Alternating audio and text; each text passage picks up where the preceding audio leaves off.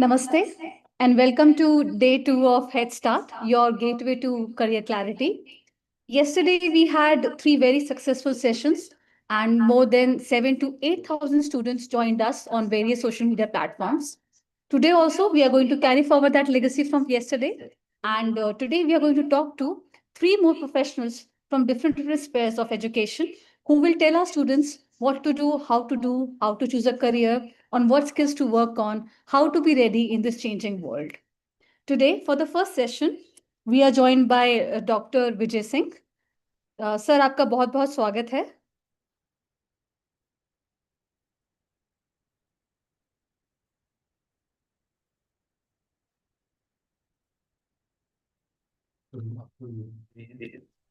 बहुत धन्यवाद. नमस्ते. Namaste. Before sir will start his session, let me give a small brief about Dr. Vijay Singh. So Dr. Vijay Singh is the Vice Chancellor of Scope Global Skills University. He is a respected name in the field of management, education and administration. He holds a PhD degree in management, an MBA and an MA in English literature.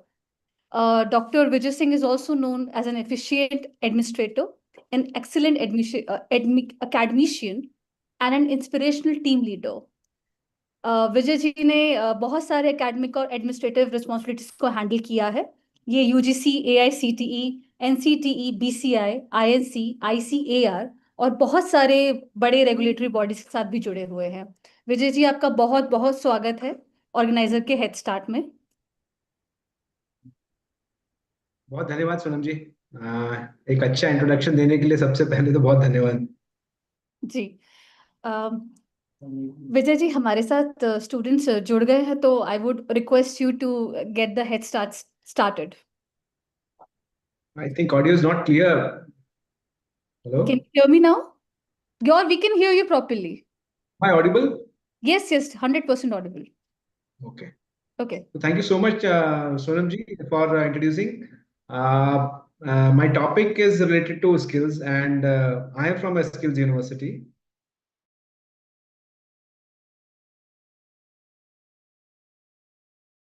Education since 40 years, actually. The parent organization is working in this field for last 40 years, doing a lot of skill education through various skill centers span India.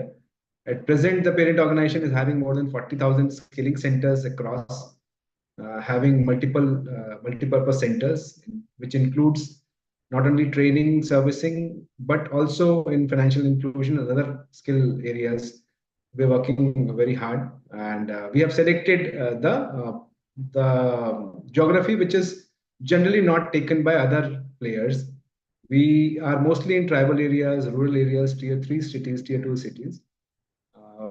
But also we are having some good big institutions like Scope Global Skills University in Bhopal, and also having 5 more universities, one in Chhattisgarh, one in Jaribagh, one in Bihar, and 3 in Madhya Pradesh, including Scope. So this is the overall background of the institution where we are doing a lot of skilling work. I'll go directly to the pointers which is being given to me for today's lecture. So I'll introduce first the basic data. Means to put things in perspective, I'll put some data before you, means all the listeners, or so the current situation which is prevailing, and accordingly what the government is doing, what the institutions who are in skill space are doing. So as everybody knows that India is a large country, and having youthful population present both a huge opportunity and a significant challenge, making youth skills development more critical than ever. According to PMF IAS report, over 70,000 of Indian youth lack job relevant skills, and low percentage of graduates find difficult for suitable employment. But by investing in the relevant and accessible skill development program, India can empower its youth to thrive in the 21st century economy and build a prosperous future. A report of the World Economic Forum projects that by 2030, around 170 million jobs, new That is a huge opportunity for everybody, means who are in the skill space, teaching, or the students who are willing to go for jobs. But there is a challenge also. While creating new jobs, 92 million jobs will be displaced due to the automation and other factors, which are everybody knows, like AI is coming, and a lot of new technological advancement has been going on. So these two figures are important. 170 million new jobs will be coming by 2030, but 92 million jobs will be displaced. Uh, uh, just a second. So this means that a significant number of jobs, around 22% of jobs, will be increased uh, by this factor. But these are huge opportunity for us, means the teachers, the educational institutions, also a huge opportunity for the students uh, who are getting education in this skill space. The fastest growing jobs are of big data analytics, analysts, fintech engineers, artificial intelligence, and machine learning specialists, software and application developers, security management specialists, data warehousing specialists, autonomous and electrical vehicle specialists, Internet of Things specialists, environment engineers, renewable energy engineers, and so on and so forth. So these are the new jobs which are coming in future. But the declining jobs are also very dangerous in terms, because a lot of manpower are in this field, like the postal services, banking services, data entry operators, cashiers, ticket clerks, administrative assistants, and executive secretaries, printing related works, graphic designers, telemarketers, legal secretaries, so on and so forth. So these are the jobs are in stake at present, means due to technological advancement and changes, and AI is coming in this field. So these kind of jobs will be eliminated. Million jobs, but as I said, there are a lot of new jobs will be created, around 70 million jobs. So emerging digital and AI competencies are crucial as navigating the evolving technological landscape. The university, as we have already seen this changes, and we are already included the fundamental digital skills, data literacy, and AI specific knowledge in the curriculum of SDSU University. AI immersion programs has already been conducted, which enhance the competencies of students and teachers in areas like AI foundation, computational thinking, design thinking, ethical AI use, and the ability to integrate AI into their work. So cutting edge labs are very crucial for universities. They're not non-negotiable things as at present, because if you're not having labs and softwares and new technological tools, then it is very difficult to teach all these students, as they provide students hands-on experience, foster innovation, and prepare them for future careers in rapidly evolving fields. These labs offer access to advanced equipment and technologies, enabling students to engage in research, develop technologies, enabling students to engage in uh, other practical skills, and stay abreast for the latest advancement.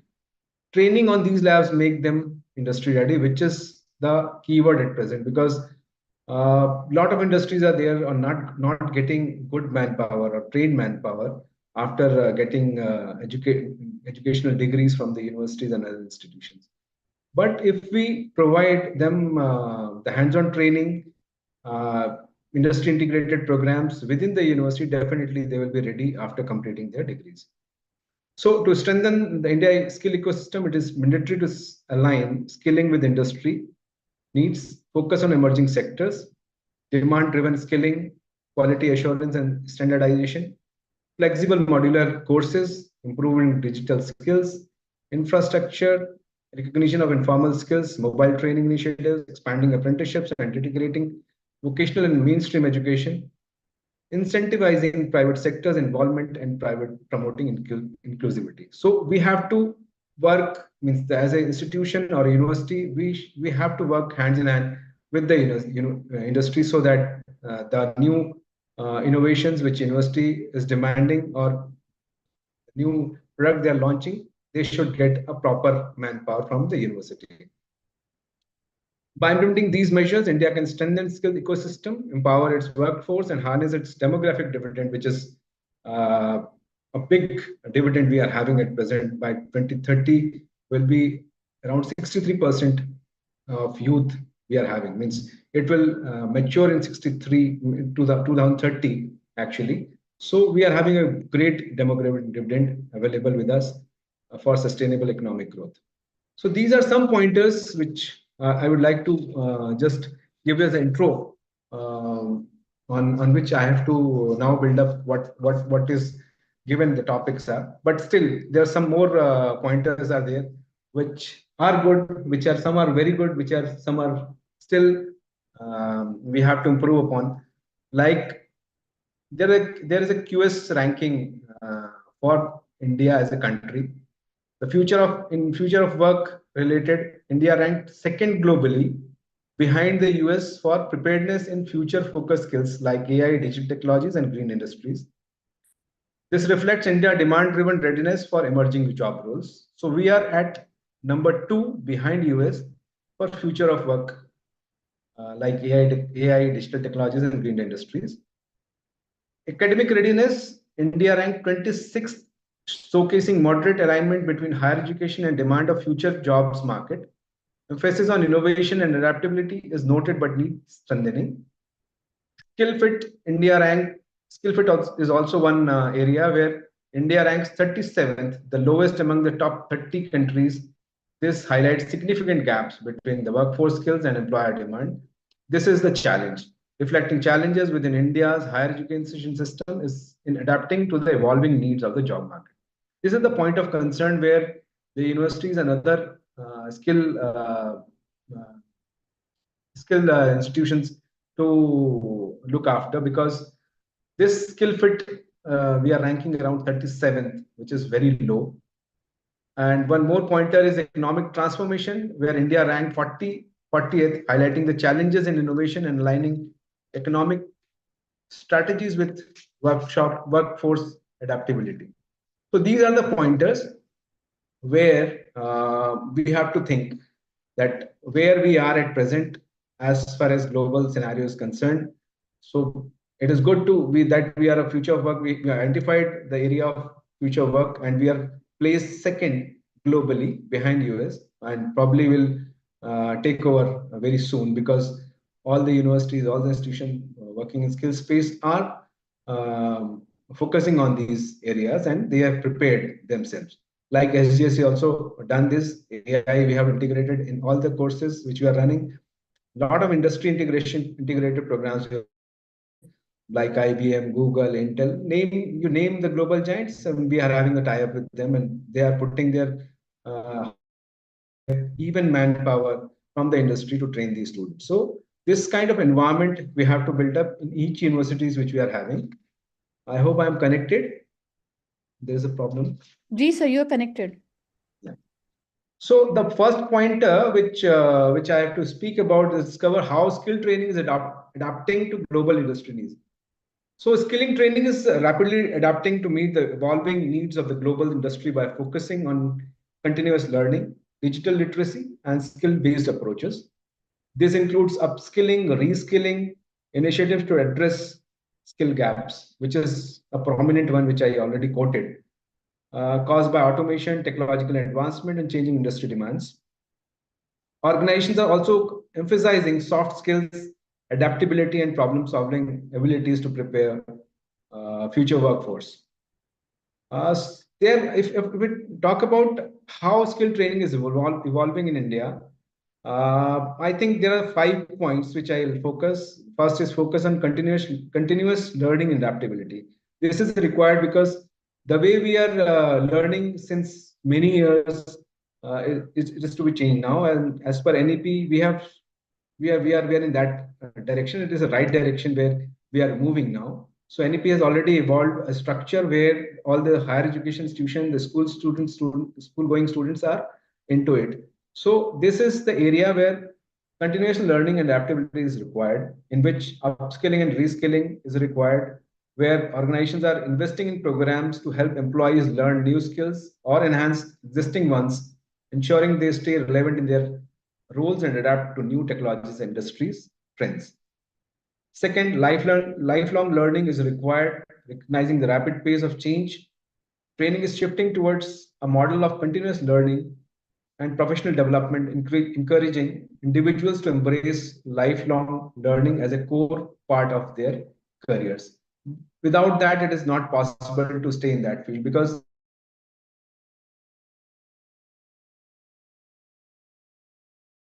new things we have to learn to be in the industry. Otherwise, you'll be obsolete.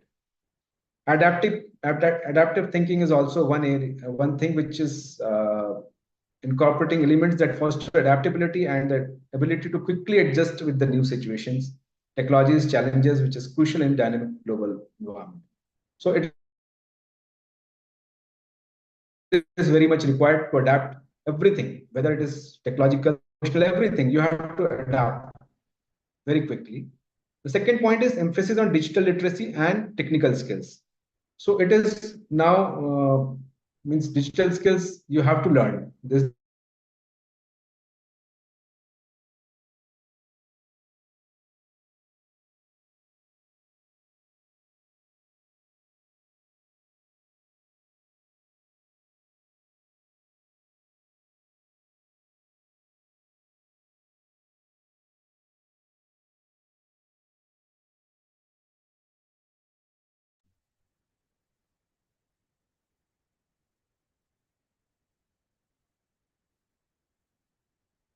So I think there's some technical problem. Vijay, can you hear us?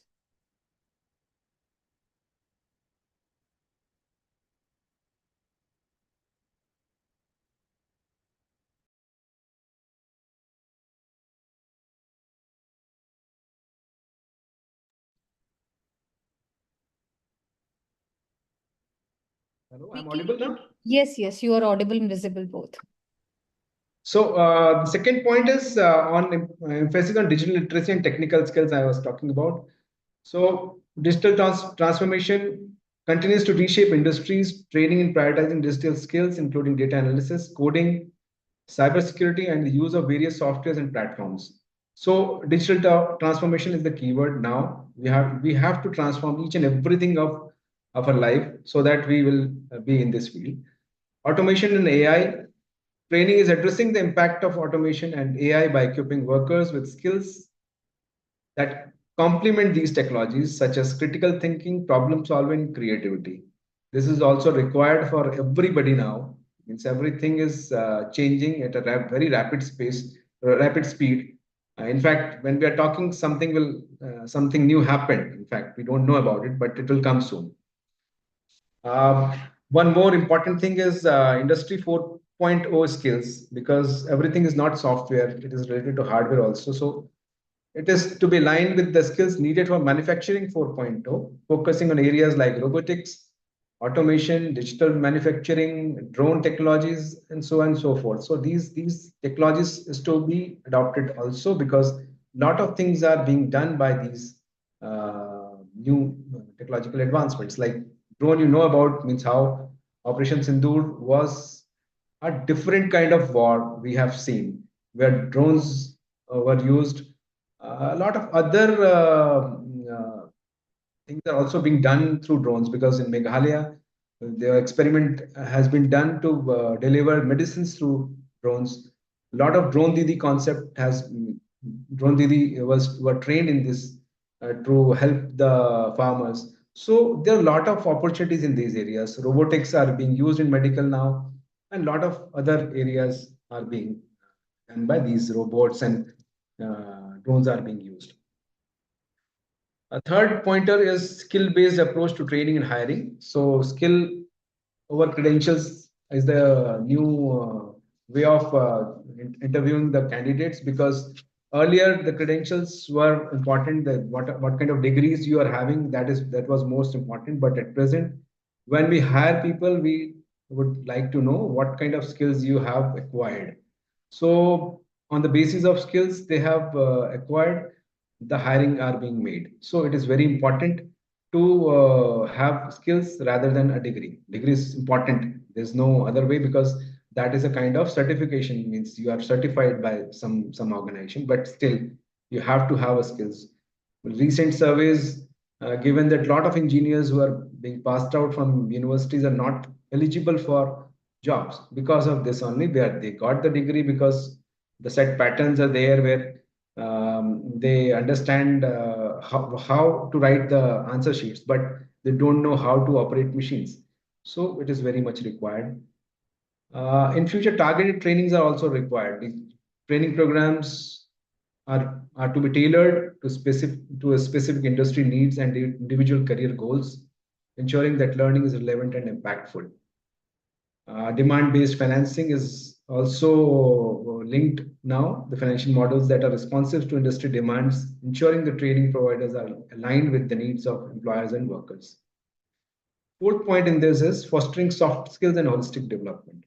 This is also one area where normally we are lacking at present, because we know how to operate things, how to manage machines, how to manage softwares, but there is a lack where there's a lacking where the soft skills is required, like communications and collaborations we are lacking. So training in emphasizing the importance of communication, teamwork, and collaboration skills, which are essential for effective participation in modern workplace. It is very important now because you have to collaborate with many people, because a lot of industries, a lot of uh, financiers, a lot of teachers, a lot of trainers, you have to communicate and collaborate.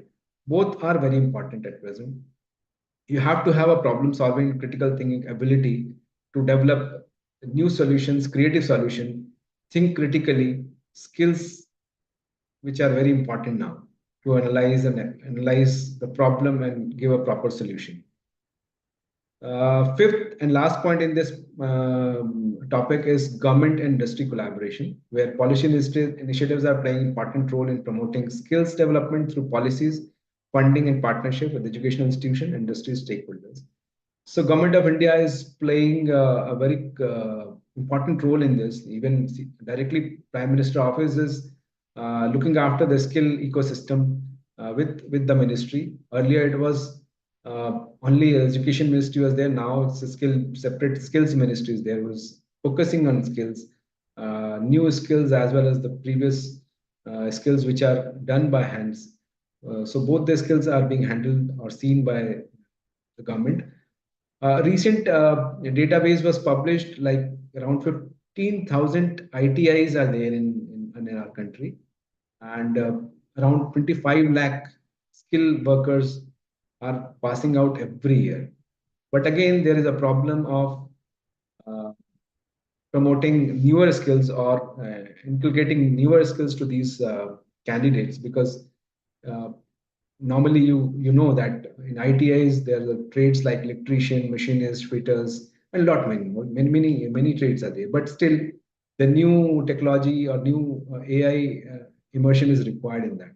So they have to understand. So the skill which are being taught in the ITIs is to be revamped now. So government is also working on that, and they have sell out around 60,000 crore rupees to strengthen these infrastructure. Around 14 skills universities are there, but still post NEP, every university, every school has to introduce a skill program within the course. So that is also government is um, means introducing a lot of money, lot of new policies in skilling the youth of our country. So international cooperation is also required, because to train the candidates of international level, you have to understand the requirement of the global industry, and accordingly we have to develop the skills within the students. So World Economic Forum is uh, giving reports every year, means how you have, where are you, and how to improve yourself. Their international labor organization also demands a lot of skilled manpower, skilled workforce to their countries. So there's a lot of requirement. Industry partnership is also very crucial in this, because without knowing what industry needs, if we are teaching in teaching students, then definitely it will be chaos, because we are teaching X, they require Y, then it will be very difficult to match. So industry should be on board in board of studies, academic council. Even they should have a center of excellence in the campus, as we are doing. So I can share you some thought about it, that if you are having a center of excellence in the campus, definitely the student will learn on the industry grade machines, and they are after completing their degrees, they can go directly to industry for work. They are industry ready. Also, they are getting internship and apprenticeship from these industries, so that the working environment also they understand, because teaching learning process normally happens in classrooms, but the students or the candidates who are going to work with the industry don't know the industry environment. So it is better to have the industry environment, a feeling how and where they are going to work. So industry should be on board. So these are some pointers which are required and to adapt to a global industry needs. That is the point. The second pointer, which is I have to speak about, that roadmap for career success in emerging fields. So the career success in emerging fields involves strategic planning. The planning is required, skill development and adaptability, because the candidate has to self-assess and identify their interests and strength, so that he can decide where he has to go. Then research is also required. What are the requirement? What are the future opportunities in emerging fields, and also to align this with their goal. Develop a plan with actionable steps, including acquiring relevant skills through education and experience, networking, and continuously evaluating and adjusting your path. So you have to be adaptable, you have to be resilient, so that you have to understand the overall scenario of your field, or field of interest, so that you can means have that kind of exposure with the industry, with the education, with the degrees that you're going to get. So the first point in this is self-assessment and goal setting. It is very much, it is very important, in fact, because if you assess yourself that this is the area where I can uh, work with, means it is of area of interest, and a goal setting, because if your goals are decided on very first day, it will help you in future, so that you can either you can start your own work, or you can go for a job. So that self assessment and goal setting is the major point in this, where reflect on your interest and values, identify your skills and strengths, because if you go beyond your strength, it is difficult, because there's a probability of failure. But if you work with your strength and identify your skills, definitely you will win in this situation. Set smart goals. There is a pattern called define specific, measurable, achievable, relevant, and time bound career goals. This is called SMART goals. So you have to be very smart in defining specific goals, measurable goals. You can measure it time to time, that you have started this. Means you are having a goal, but you have to measure within the time frames that you are going in the right direction, not achievable, relevant, and time bound. It should be time bound. It cannot be an open ended, because either you have to set goal for 1 year, 2 year, short term goal or long term goal. So it should be a very specific and time bound. Another point is explore emerging fields, because earlier we used to go for a simple BA, BCom, engineering in some fields. So areas are very specific, and it is not open. But right now everything is changing, as I said earlier. So you have to explore emerging fields. You have to research with industries like artificial intelligence, cybersecurity, renewable energy, biotechnology, green technologies, and align your goals with that. Means There are a lot of areas you can go in designing and everything you want, and you have to explore where you want to go. Second point in this is, after self-assessment goal setting, there is a skill development and education.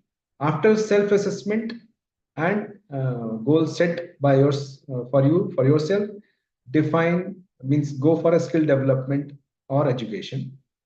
Identify required skills which are required for your goals, and it may be a technical skill, a soft skill, or whatever you have to identify.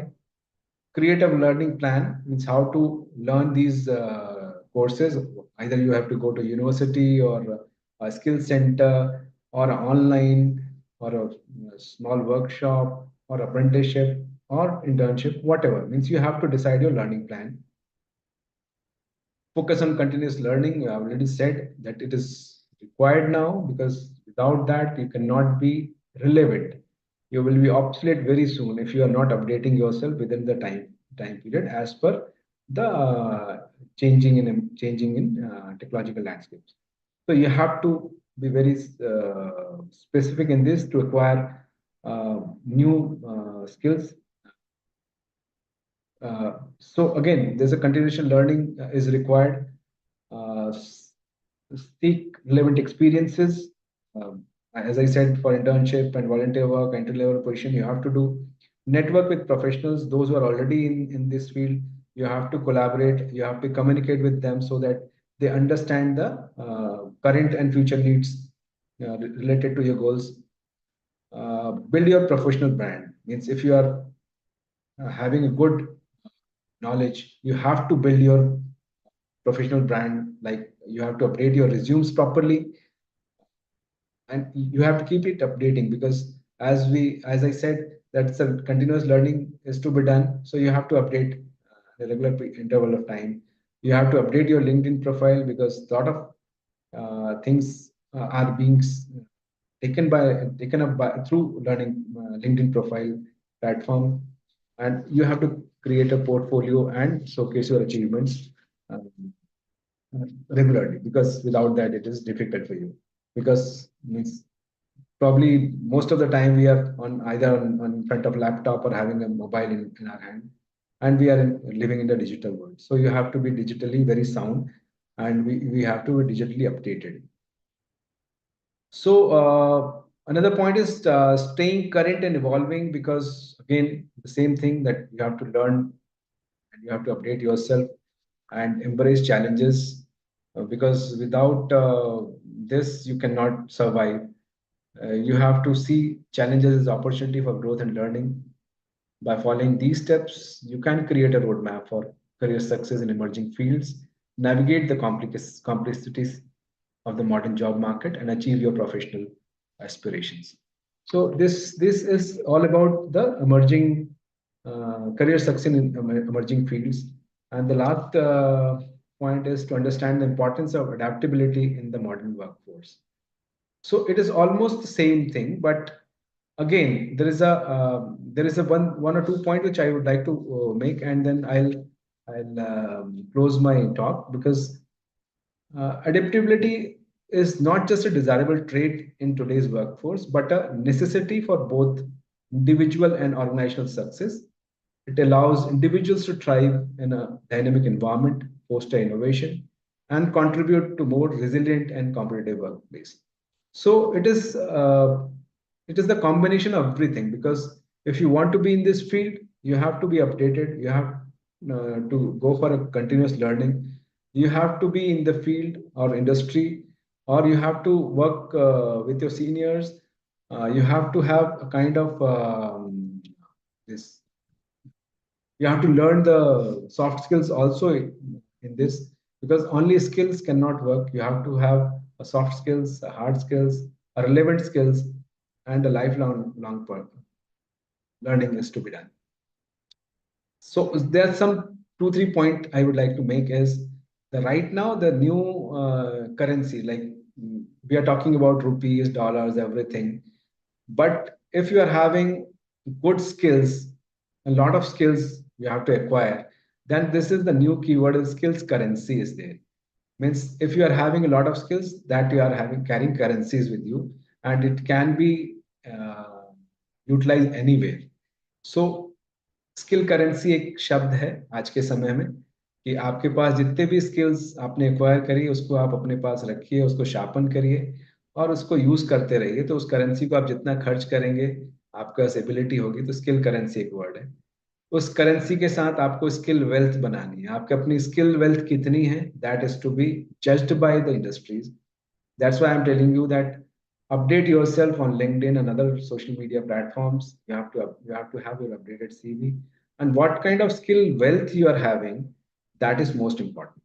So you have to acquire your skill wealth. You have to work on your skills. Means there is no limitations right now. Post NEP, there is no limitations that you cannot go for skill programs, because uh, academic bank of credit is there where you can acquire skills and keep your data with ABC, and you can utilize it in further. But you have to have a skill wealth with you. And finally, as we are in a country where um, this demographic dividend is there, a lot of youths are there, they are enthusiastic, they are good in education, they want to do something for their country. So if we have to make skill capital of world, we have to work hard. We have to acquire more and more skills. Means if you are having five, acquire more five.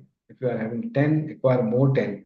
So that is I would like to give a message to all the students who are in this group, so that uh, our country can become a skill capital of world, because everywhere we are recognized.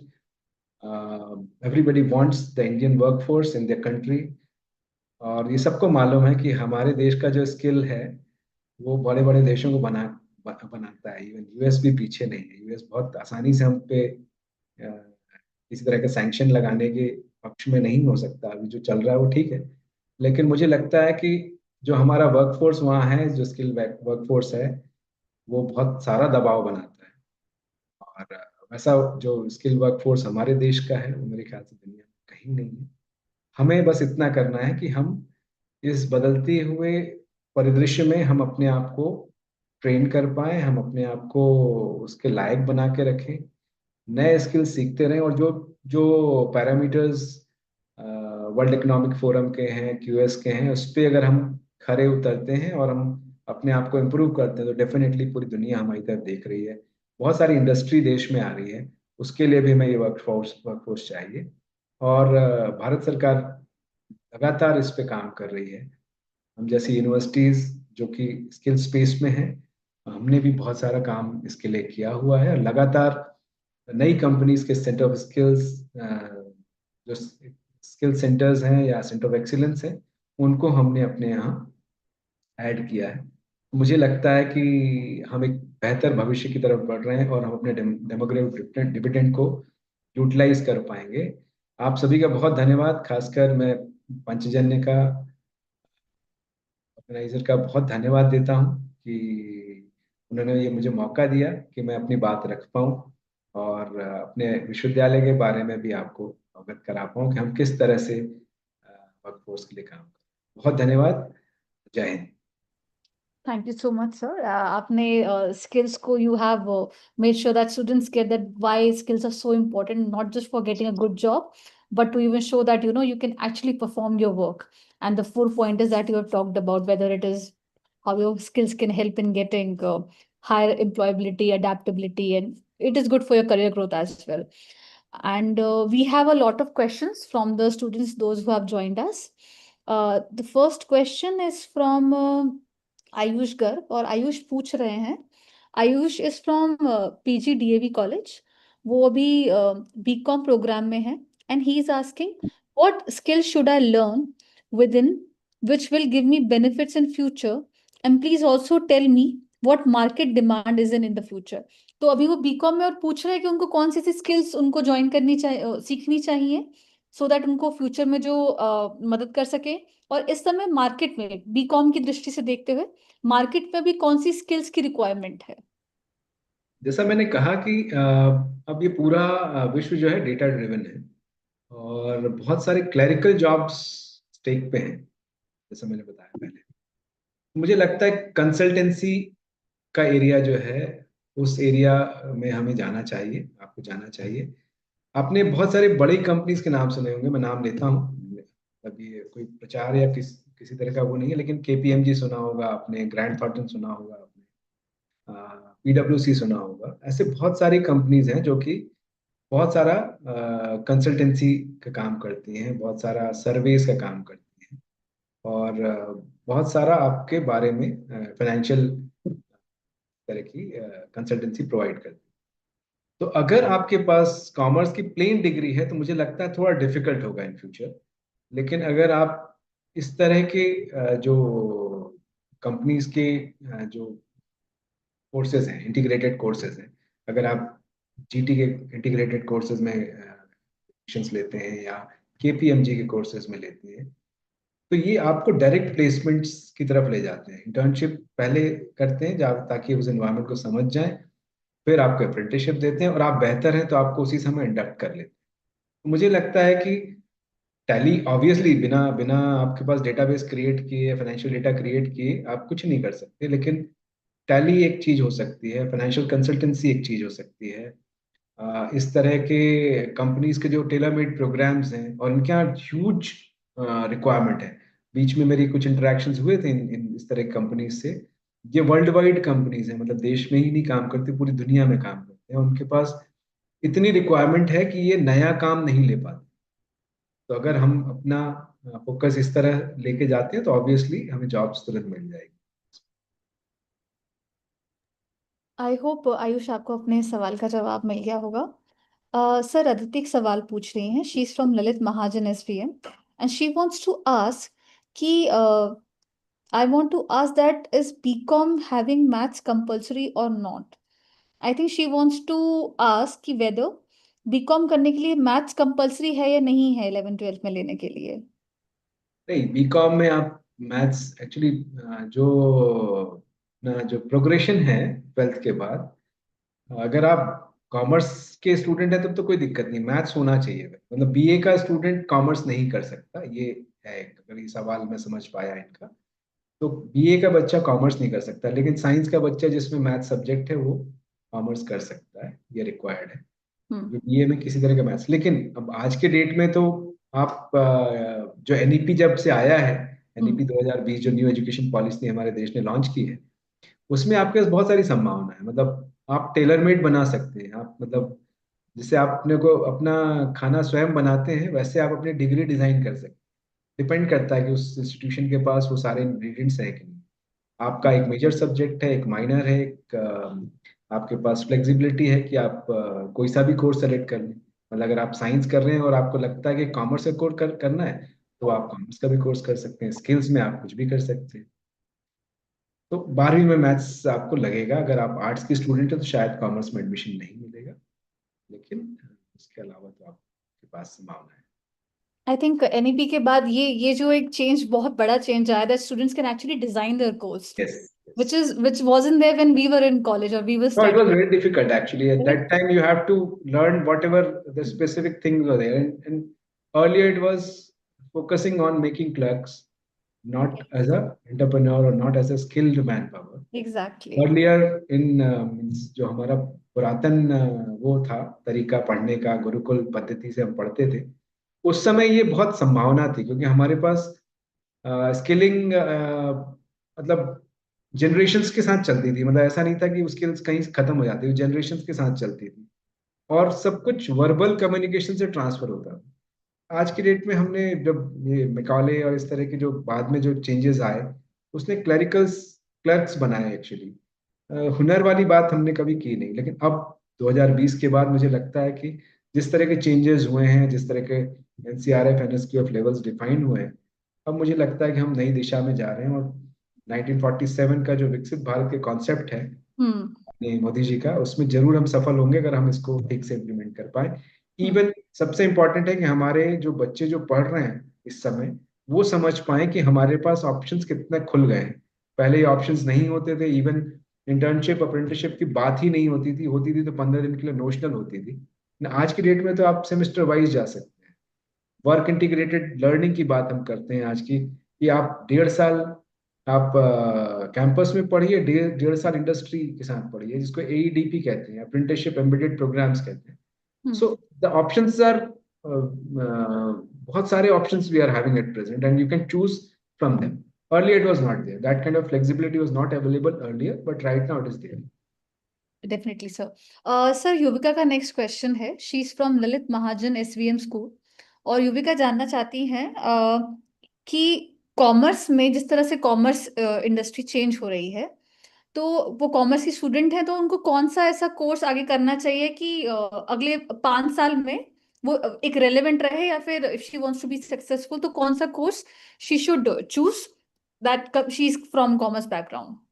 देखिए, commerce में certified commerce commerce professionals होते हैं आजकल। CA और आई, मैं CA की बात नहीं कर रहा हूँ अभी। जैसे चार्टर्ड अकाउंटेंट्स एक नॉर्मल वो है, प्रोग्रेशन होता है कि कॉमर्स करने के बाद आप क्या करेंगे, तो सीए बन जाएंगे या सीएस बन जाएंगे, आईसीडब्ल्यूए कर लेंगे। ये तो नॉर्मल जो हमने हमने भी देखा अपने समय में कि ये 3-4 ऑप्शंस थे।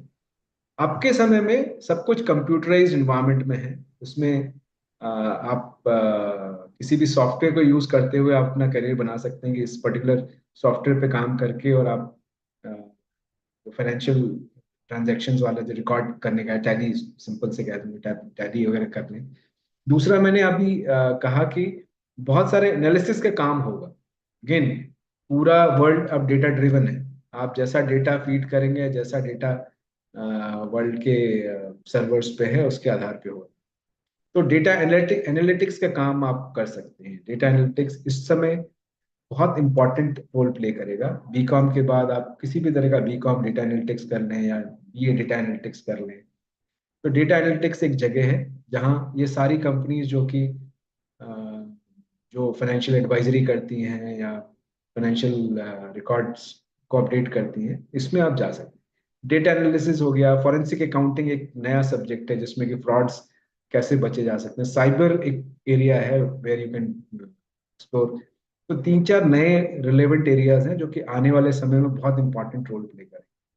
और अभी तो बहुत सारा ट्रांजैक्शन हम कैश में भी कर रहे हैं, लेकिन यूपीआई और इस तरह के एरियाज में, जो टेक्नोलॉजिकल एरियाज में भी आप जा सकते हैं, क्योंकि कॉमर्स बैकग्राउंड आपके पास सर, अगला सवाल बहुत ही इम्पोर्टेंट सवाल है। somebody is asking that if someone is academically weak, can they still build the right skills and get a good job in a reputed company? Someone who's probably is not getting a lot of good marks, तो उसके लिए skill में क्या scope है? I think this question is very good because in India, what happened means during normal course, student either get dropped or they're not getting good marks, or if they are weak. सो मुझे लगता नहीं कि ये skills को लेके ये relevant है। अगर आप, मैंने मैंने अपने उसमें कहा भी कि आपको अपना पैशन देखना पड़ेगा या आपका स्ट्रेंथ देखना पड़ेगा, कि आप किस एरिया में अपना करियर बनाना चाहते हैं। अगर आप करियर बनाना चाहते हैं तो बहुत सारे शॉर्ट टर्म प्रोग्राम्स अवेलेबल हैं इस समय। मतलब मैं एक बहुत सिंपल एग्जांपल आपको देता हूँ कि मेरा पैशन या मेरा एक हो सकता है सोचना कि मैं एक ड्रोन उड़ाना सीख जाऊं। क्यों, मतलब खेलने के लिए नहीं, कमर्शियली सोच सकता हूँ मैं ड्रोन उड़ा लूं, उससे मैं अपनी आजीविका कर लूंगा क्या? तो it is possible now. Means we are having a drone center in the campus where a student can go for a week's time course or 1 month course or 3 months course or entire 3 year course। उसमें एक हफ्ते में drone चलाना सीख जाएगा, लेकिन उसको licence भी लेना पड़ेगा। डीजीसीए हमारा एक बॉडी होता है जो कि हवाई जहाज उड़ाने का और उसका पूरा का पूरा जो नेटवर्क उसको हैंडल करता है, उसको वो ड्रोन्स के लिए भी पायलट लाइसेंस देता है। तो अगर आपको लगता है कि नहीं, मैं बहुत वीक हूँ किसी सब्जेक्ट में, लेकिन मैं ड्रोन उड़ा सकता हूँ, ये मेरा पैशन है या मुझे अच्छा लगता है ये करना, तो वो ड्रोन सीख लेगा। और ड्रोन सीखने के बाद वो आइदर फार्मर्स की मदद करता है कि भाई आपको फर्टिलाइजर छिड़काना है या फिर आपको पेस्टिसाइड छिड़काना है, 1 घंटे का चार्ज मेरा ये है। तो आप एक तरह से किसानों की भी मदद कर रहे हैं और आपकी आजीविका भी हो रही है। ऐसे बहुत सारे कोर्सेज। मतलब मैं खाली ड्रोन्स पे नहीं बात करता हूँ, मैं और भी बहुत सारे छोटे स्किल्स, मतलब छोटे शॉर्ट टर्म स्किल्स की बात करता हूँ, ऐसे अवेलेबल है जिसमें कि आपको लगता है कि मैं मैथ्स में वीक हूँ, लेकिन हो सकता है कि मैं पेंटिंग में बहुत अच्छा हूँ, मैं अपने पेंटिंग बना के बेच सकता हूँ मार्केट में। मैं हो सकता है कि मैं फिजिक्स में बहुत वीक हूँ, लेकिन मैं कोई सॉफ्टवेयर डेवलप कर सकता हूँ, मेरा लॉजिक बहुत अच्छा है। तो मैं अपने जो मेरी इच्छा है या जो मेरा पैशन है उसके साथ काम करूँ, मैं अब स्ट्रेंथ पहचानने की बात। आप बैठ के सोचिए पहले कि मेरी स्ट्रेंथ क्या क्या है, उसके आधार पे आप तय करिए कि मुझे ये कोर्स करना। और इस समय मतलब ऑप्शंस की कमी नहीं है देश में, इंस्टीट्यूशंस के पास भी। पहले बहुत स्पेसिफिक होता था कोर्स कोर्स, लेकिन अब बहुत सारी संभावना है, आप आराम से कर सकते हो।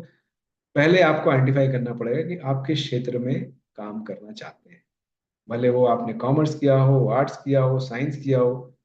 आर्ट्स किया हुआ बच्चा बहुत अच्छा सॉफ्टवेयर डेवलपर हो सकता है, कोई नहीं रोक सकता, उसका लॉजिक होना चाहिए उसके पास। ऐसे बहुत सारे ऑप्शंस आपके पास हैं।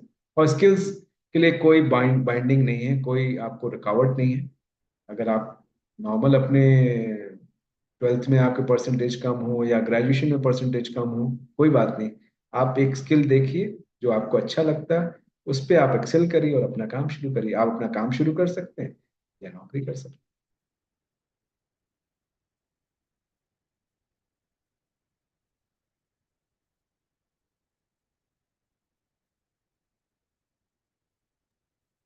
जी सर। सर, एक एक और सवाल है मेरे पास। निधि सवाल पूछ रही हैं, वो साइंस बैकग्राउंड से आती हैं। वो इसमें बीएससी फिजिक्स कर रही हैं और उनका सवाल है कि कॉमर्स का तो समझ में आता है कि स्किल कोर्सेज होते हैं, बट साइंस बैकग्राउंड वाले बच्चों के लिए क्या, कौन से स्किल कोर्सेज आज के टाइम पे, डेटा साइंटिस्ट और इन सबको अगर हटा दिया जाए तो साइंस के बच्चों के लिए कौन से ऐसे स्किल बेस्ड कोर्सेज हैं जो वो कर सकते हैं to get better job opportunities, अगर उनको बीएससी के बाद एमएससी या एमटेक ना करना हो तो? इसमें हमने वही स्टेम कोर्सेज को हमने पीछे छोड़ दिया। एक्चुअली आपने सही किया, रोक दिया, नहीं तो मैं एआई ही बताता शायद हमको। लेकिन स्टेम कोर्सेज को लेके हम लोगों ने थोड़ा सा अपना नजरें हटा ली वहां से कि अ, उसमें क्या क्या संभावना है। फिजिक्स हो, केमिस्ट्री हो, मैथ्स हो, इस समय रिसर्च की संभावना बहुत सारी है। और मुझे लगता है कि अगर आप थोड़ा रिसर्च बेंट ऑफ माइंड के हैं तो बहुत सारा काम कर सकते हैं। इसके अलावा बहुत सारे, अब वो उसको ब्लू कॉलर जॉब बोलें या हार्ड स्किल्स बोलें, बहुत सारे ऑप्शंस अवेलेबल है। क्योंकि अगर आप साइंस के स्टूडेंट हैं तो ऑब्वियसली आपको आपकी समझ वैसी होगी जो आपके मैकेनिकल से संबंधित टेक्नोलॉजिकल स्किल्स की तरफ ज्यादा लेके जाती है। मुझे लगता है एक तो वो एरिया है। दूसरा, रिसर्च को लेके बहुत सारी संभावनाएं इस समय बनी है देश में। वो मटेरियल साइंस से रिलेटेड हो, रिपेयरिंग से संबंधित, ड्रोन्स की रिपेयरिंग से संबंधित हो, ऑटोमोटिव से रिलेटेड हो, जिसमें भी science as a required subject है। ये एरियाज हैं, मतलब हार्ड स्किल्स खासकर बहुत सारे इसमें हैं जो मुझे लगता है कि आपको मदद करेंगे आगे चल के, साइंस बैकग्राउंड। लेकिन अगेन, केवल साइंस ही नहीं बचा, आप तो एनईपी के बाद सब कुछ ओपन है, आप कोई सी भी स्किल्स एक्वायर कर सकते हैं। मोस्ट रिलेवेंट इस समय हम साइंस की तरफ जाएं तो डेटा साइंटिस्ट वगैरह, जैसा मैडम ने कहा कि वो छोड़ के बताना है, तो अभी तो वो प्रेवलेंट है, मतलब रेलेवेंट है अभी।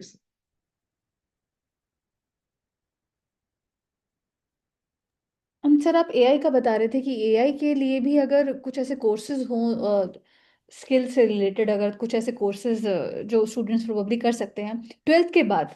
मैं थोड़ा ट्वेल्थ के बाद भी थोड़ा फोकस करना चाहूंगी, जो ट्वेल्थ के बाद, ग्रेजुएशन के बाद नहीं, कुछ ट्वेल्थ के बाद भी, कुछ टेंथ के बाद जो कोर्सेज हों, कुछ स्किल बेस्ड कोर्सेज।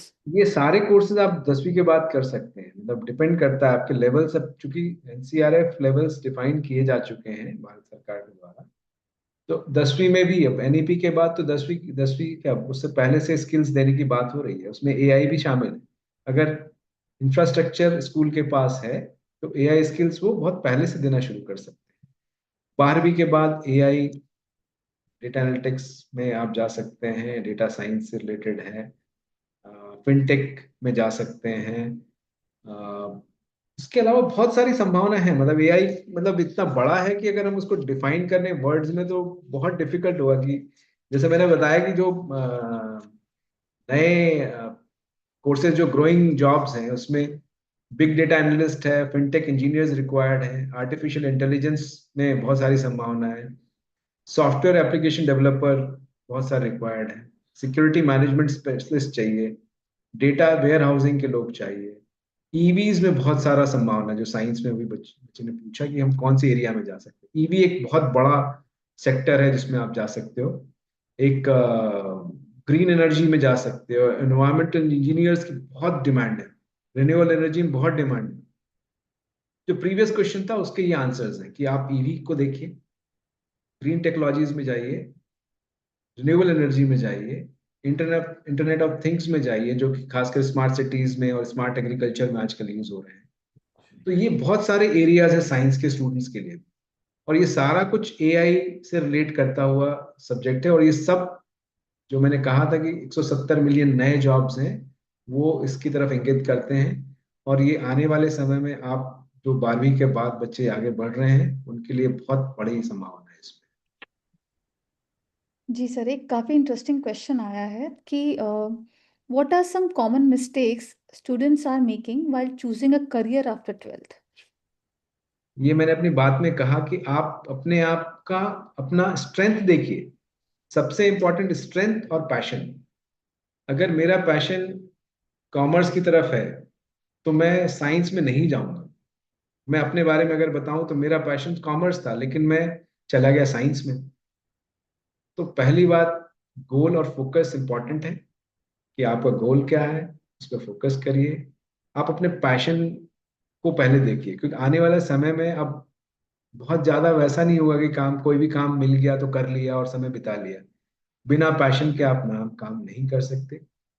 तो पहले पैशन और अपना स्ट्रेंथ, कि मैं ये कर सकता हूँ। मैथ्स मेरी कमजोर है तो मैं मैथ्स पे नहीं फोकस करूंगा। मेरा मेरा स्ट्रेंथ, मैं मान लीजिए कॉमर्स है, या मेरा मेरा स्ट्रेंथ रिन्यूएबल एनर्जी है, या मेरा कोई और स्ट्रेंथ है, म्यूजिक है मान लीजिए, तो मैं मैथ्स को ले लूं, लेकिन म्यूजिक मेरा मेन पैशन है, मैं वही करना चाहता हूँ, तो मैं क्यों करूँ। तो इसलिए सबसे पहला काम, आप शांति से एक बार बैठिए, आप अपने स्ट्रेंथ को पहचानिए कि मेरा स्ट्रेंथ ये है और मेरा पैशन, दोनों को अगर मिक्स कर लेंगे, स्ट्रेंथ और पैशन को, तो मुझे नहीं लगता कि आपको कोई भविष्य में आगे बढ़ने से रोक सकता है। ये दोनों चीजें अगर मिक्स मिक्स हो जाएं, आप दोनों को अलाइन कर लें और आपका गोल और फोकस ठीक ठाक हो, तो बहुत ईजी है। मेरा तो आंसर ये है कि आपको अपना स्ट्रेंथ पहचानना पड़ेगा कि मैं किस सब्जेक्ट में बहुत अच्छा हूँ। कई बच्चे क्या करते हैं कि भाई परिवार के प्रेशर में, मान लो इंजीनियर नहीं भी बनना चाहता, इंजीनियर बन जाता। मूवी देखी बहुत अच्छी, सबने देखी होगी।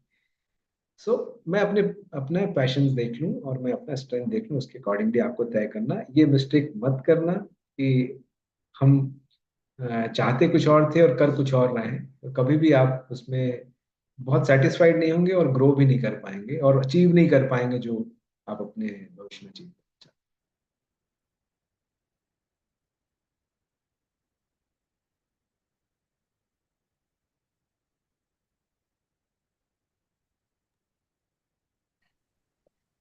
जी sir, thank you so much sir. Any closing comments for our students जो जिन्होंने ज्वाइन किया, कुछ ऐसा जो शायद छूट गया हो। वैसे तो आपने बहुत अच्छे से डिटेल में समझा ही दिया है, and we got some very interesting questions from students also, but if you have any closing comments for the students joining here.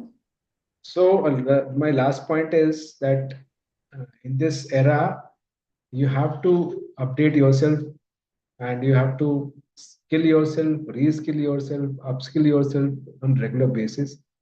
Acquire as much as you can. Means acquire as much as you can. How many skills you can acquire?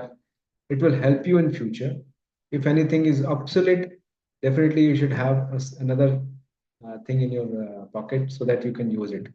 सो अगर मेरा कहेंगे तो आपके जो, अगर मैं कहूंगा कि आप अगर धनुष चलाते हैं तो आपके तुनीर में इतने सारे बाण होने चाहिए इस समय, जो कि एक अगर नहीं चल पाया तो कम से कम दूसरा, दूसरा नहीं तो तीसरा। तो ये जमाना स्किल्स का है। Focus on your skills, focus on your passion, focus on your strength, align everything, and then pursue your career so that you will be happy in your life, as well as you will do good for you as well as for our country. that is much needed now, because we have to show our strength so that India become uh, Vishwaguru again. Because earlier it was there, but again we have to make it a Vishwaguru, and definitely we'll do it. Thank you so much. Thank you so much, sir, for giving us your time today, and hopefully we'll get connected again in future when Yeah. kids come with their more questions. Thank you so much. Thank you Namaste. so much. Namaste. Okay. For our next session, we have with us Naveen Tyagiji, who's the Pro Vice Chancellor of Sage University. Sage University is one of the biggest private universities in Bhopal, which harbors thousands and thousands of students. Naveen Tyagiji, I would ask you to please open your video.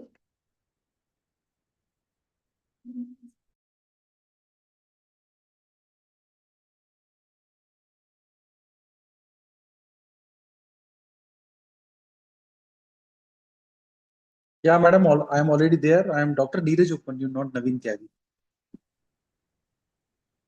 Okay. I was Yeah, told about Naveen no issues. Tyagiji. No issues, no जी, issues. जी, जी. Dr. Neeraj Upmanyu, am I right this time? Yeah, absolutely, absolutely Okay. correct. So welcome to Headstart. And if I'm not wrong, you're also the Pro Chancellor of Sage University? Pro Vice Chancellor, yeah, Pro Pro Vice Vice Chancellor. Chancellor. Pro Vice Yeah, Chancellor, Sage University. So, sir, please tell our students how to choose a career, what to do in the career growth. Please yeah. guide. Basically, what happens after doing our intermediates? The first, in fact, when the students are studying in 12th standard or students are in 11th standards, they have so much of questions in their mind, because sometimes they think they should go for science streams, or they should go for arts streams, or they should opt out for the commerce streams. So the important thing which students should ask themselves, that what type of career prospects they see, what type of dream they have seen, what type of hard work they can do, what type of mental ability that allows them. Sometimes what happens, like for example, sometimes the students take the science group like maths, but he is not comfortable, or he or she is not comfortable with physics. So sometimes they think, I am very much difficult in physics. So later on when they come into the higher education part, it is very important that they should understand that when they have to study, opting out engineering or some other backgrounds, they have to study physics. But if they are not able to cope up with physics or some other subjects, they have to understand that what are their abilities, what type of subjects they can do a good, they can have a better performance. So they should understand. And another thing is, which now this Gen Z generation is thinking about, that what are the the prospects of their growth in future terms when they complete their higher education. The students think on that lines also. So it is very important. So a student should understand that what type of subjects they feel understandable, what their quality matches with the subjects they have opted. Like they have so much of keen interest in reading the finances, so they should opt these type of subjects. Already a student in their 11th and 12th class, they have in their mind. But sometime after, some of the students, after opting the science stream, they are confused. So they have to analyze themselves, they have to self retrospect themselves. That is how they can move forward. So that is from my end, that the student should opt like that. Second important thing is, which is very important, that a student should also understand nowadays that it is the time which is of AI, as well as it is the time which is basically focused on skill. So you have to acquire the skill, and you have to understand that you have to go for a skill. You know So which is very important. And madam, just throw me one question that madam, the students would like to know that before choosing a college or course or stream, what they have to consider. They have to consider two, three important things, uh, which I would like to tell to the students. One is the stream which you are selecting. It is more appropriate for you in your future perspective also. What type of aim you are looking forward. So while opting out the stream, which is very important, you have to ask to yourself when you are choosing a college. You have to understand that what type of atmosphere you will get into your college, where the college stands, what are the practices which the institute is providing, what type of activity which the institute is doing for the placements, or they are grooming the students not only for placements, but other the atmosphere is conducive for entrepreneurship development, or the atmosphere is you know much better for understanding the holistic development. So that is important. That is what I would like to convey to the students. Uh, there is one more question, sir, for you. That can I switch fields after 12th if I realize I made the wrong choice? I think this Yes. can be done, but if you could explain it in a better. Yeah, actually, it depends on sometime what type of stream you are looking forward. Because if you are in the commerce background and sometime you think I want to become doctor, so that is not the eligibility, because in some of the streams there is a mandatory criteria in which you should have the bio stream or mathematics stream. Like we want to go pursue nursing program. In nursing program, you want to do BSc nursing or GNM. It is for BSc nursing, it is mandatory that you should have a background of biology. If you want to opt out pharmacy, the important criteria is you should have a 12th or intermediate from maths or bio background, any physics chemistry maths or physics chemistry biology. If any students who is looking forward that I have taken the commerce background but I want to switch to pharmacy or the nursing program or paramedical program, you cannot opt it out. So it depends. And sometimes, yes, if the eligibility criteria is not mandatory, you can switch from one program to another stream. That is not an issue. Sometimes if you think you have taken the mathematics background, as I told you, as I mentioned you earlier also, but if you want to switch to commerce background, yes, you can. There is no mandatory criteria to take admissions. Any stream, whether it is from agriculture background, whether it is from science background, whether it is from arts background, they can take admission in commerce. Yes, Sir, I have got one question from our YouTube live. A yeah, student is please. asking that though there are a lot of courses available for science and commerce students, but for the students of humanities, Mhm. short-term courses are very less in numbers. Could you please tell what short-term courses they can do so that they can build up a career, say, in the next 3 to 5 years? Short. Mhm. It depends. There can be different type of short-term courses. Short now this after implementing the national education policy, there are different provisions. Now the beauty of this national education policy, which has been implemented across India, the important part is that suppose you have taken an entrance admission in any of the stream, like you are talking about humanities, you have taken an admission in BA program or some other program, and if you want to discontinue after 1 year, you can exit out with a certificate with particular skill set. If you want to exit out from second year, you can have an diploma level certificate which will be there.